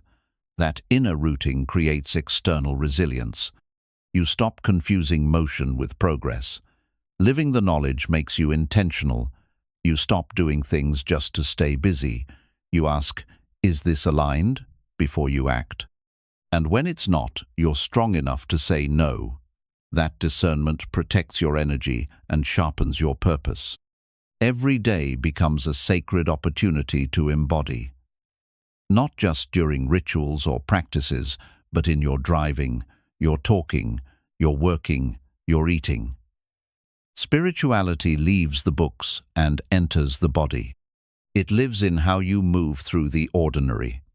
Embodiment turns every moment into a mirror. Living the knowledge doesn't mean you'll never struggle. It means you'll struggle wisely. You'll fall with awareness. You'll rise with compassion. You'll navigate with humility. You'll forgive quickly and adjust often. Embodiment doesn't prevent the storm, it teaches you how to stand still inside it. You begin to inspire without effort. Your presence becomes a permission slip. You stop trying to change others and focus on your own alignment. And through that alignment, others shift naturally. This is the quiet power of embodied truth. It radiates far beyond the words you speak. And in the end, this is what it's always been about: not collecting knowledge, but becoming the living expression of it. Not looking enlightened, but living with lightness. Not knowing the path, but walking it daily, because knowledge alone changes minds, but embodied truth, that changes lives, including your own. You didn't find this book by accident. It found you because you were ready to remember. Ready to see that reality isn't something that happens to you, it's something that responds to you. You were born with this power, you just forgot. But now, every chapter you've heard is a key unlocking the truth that was buried beneath distraction, noise, and fear. You've been taught to look outside.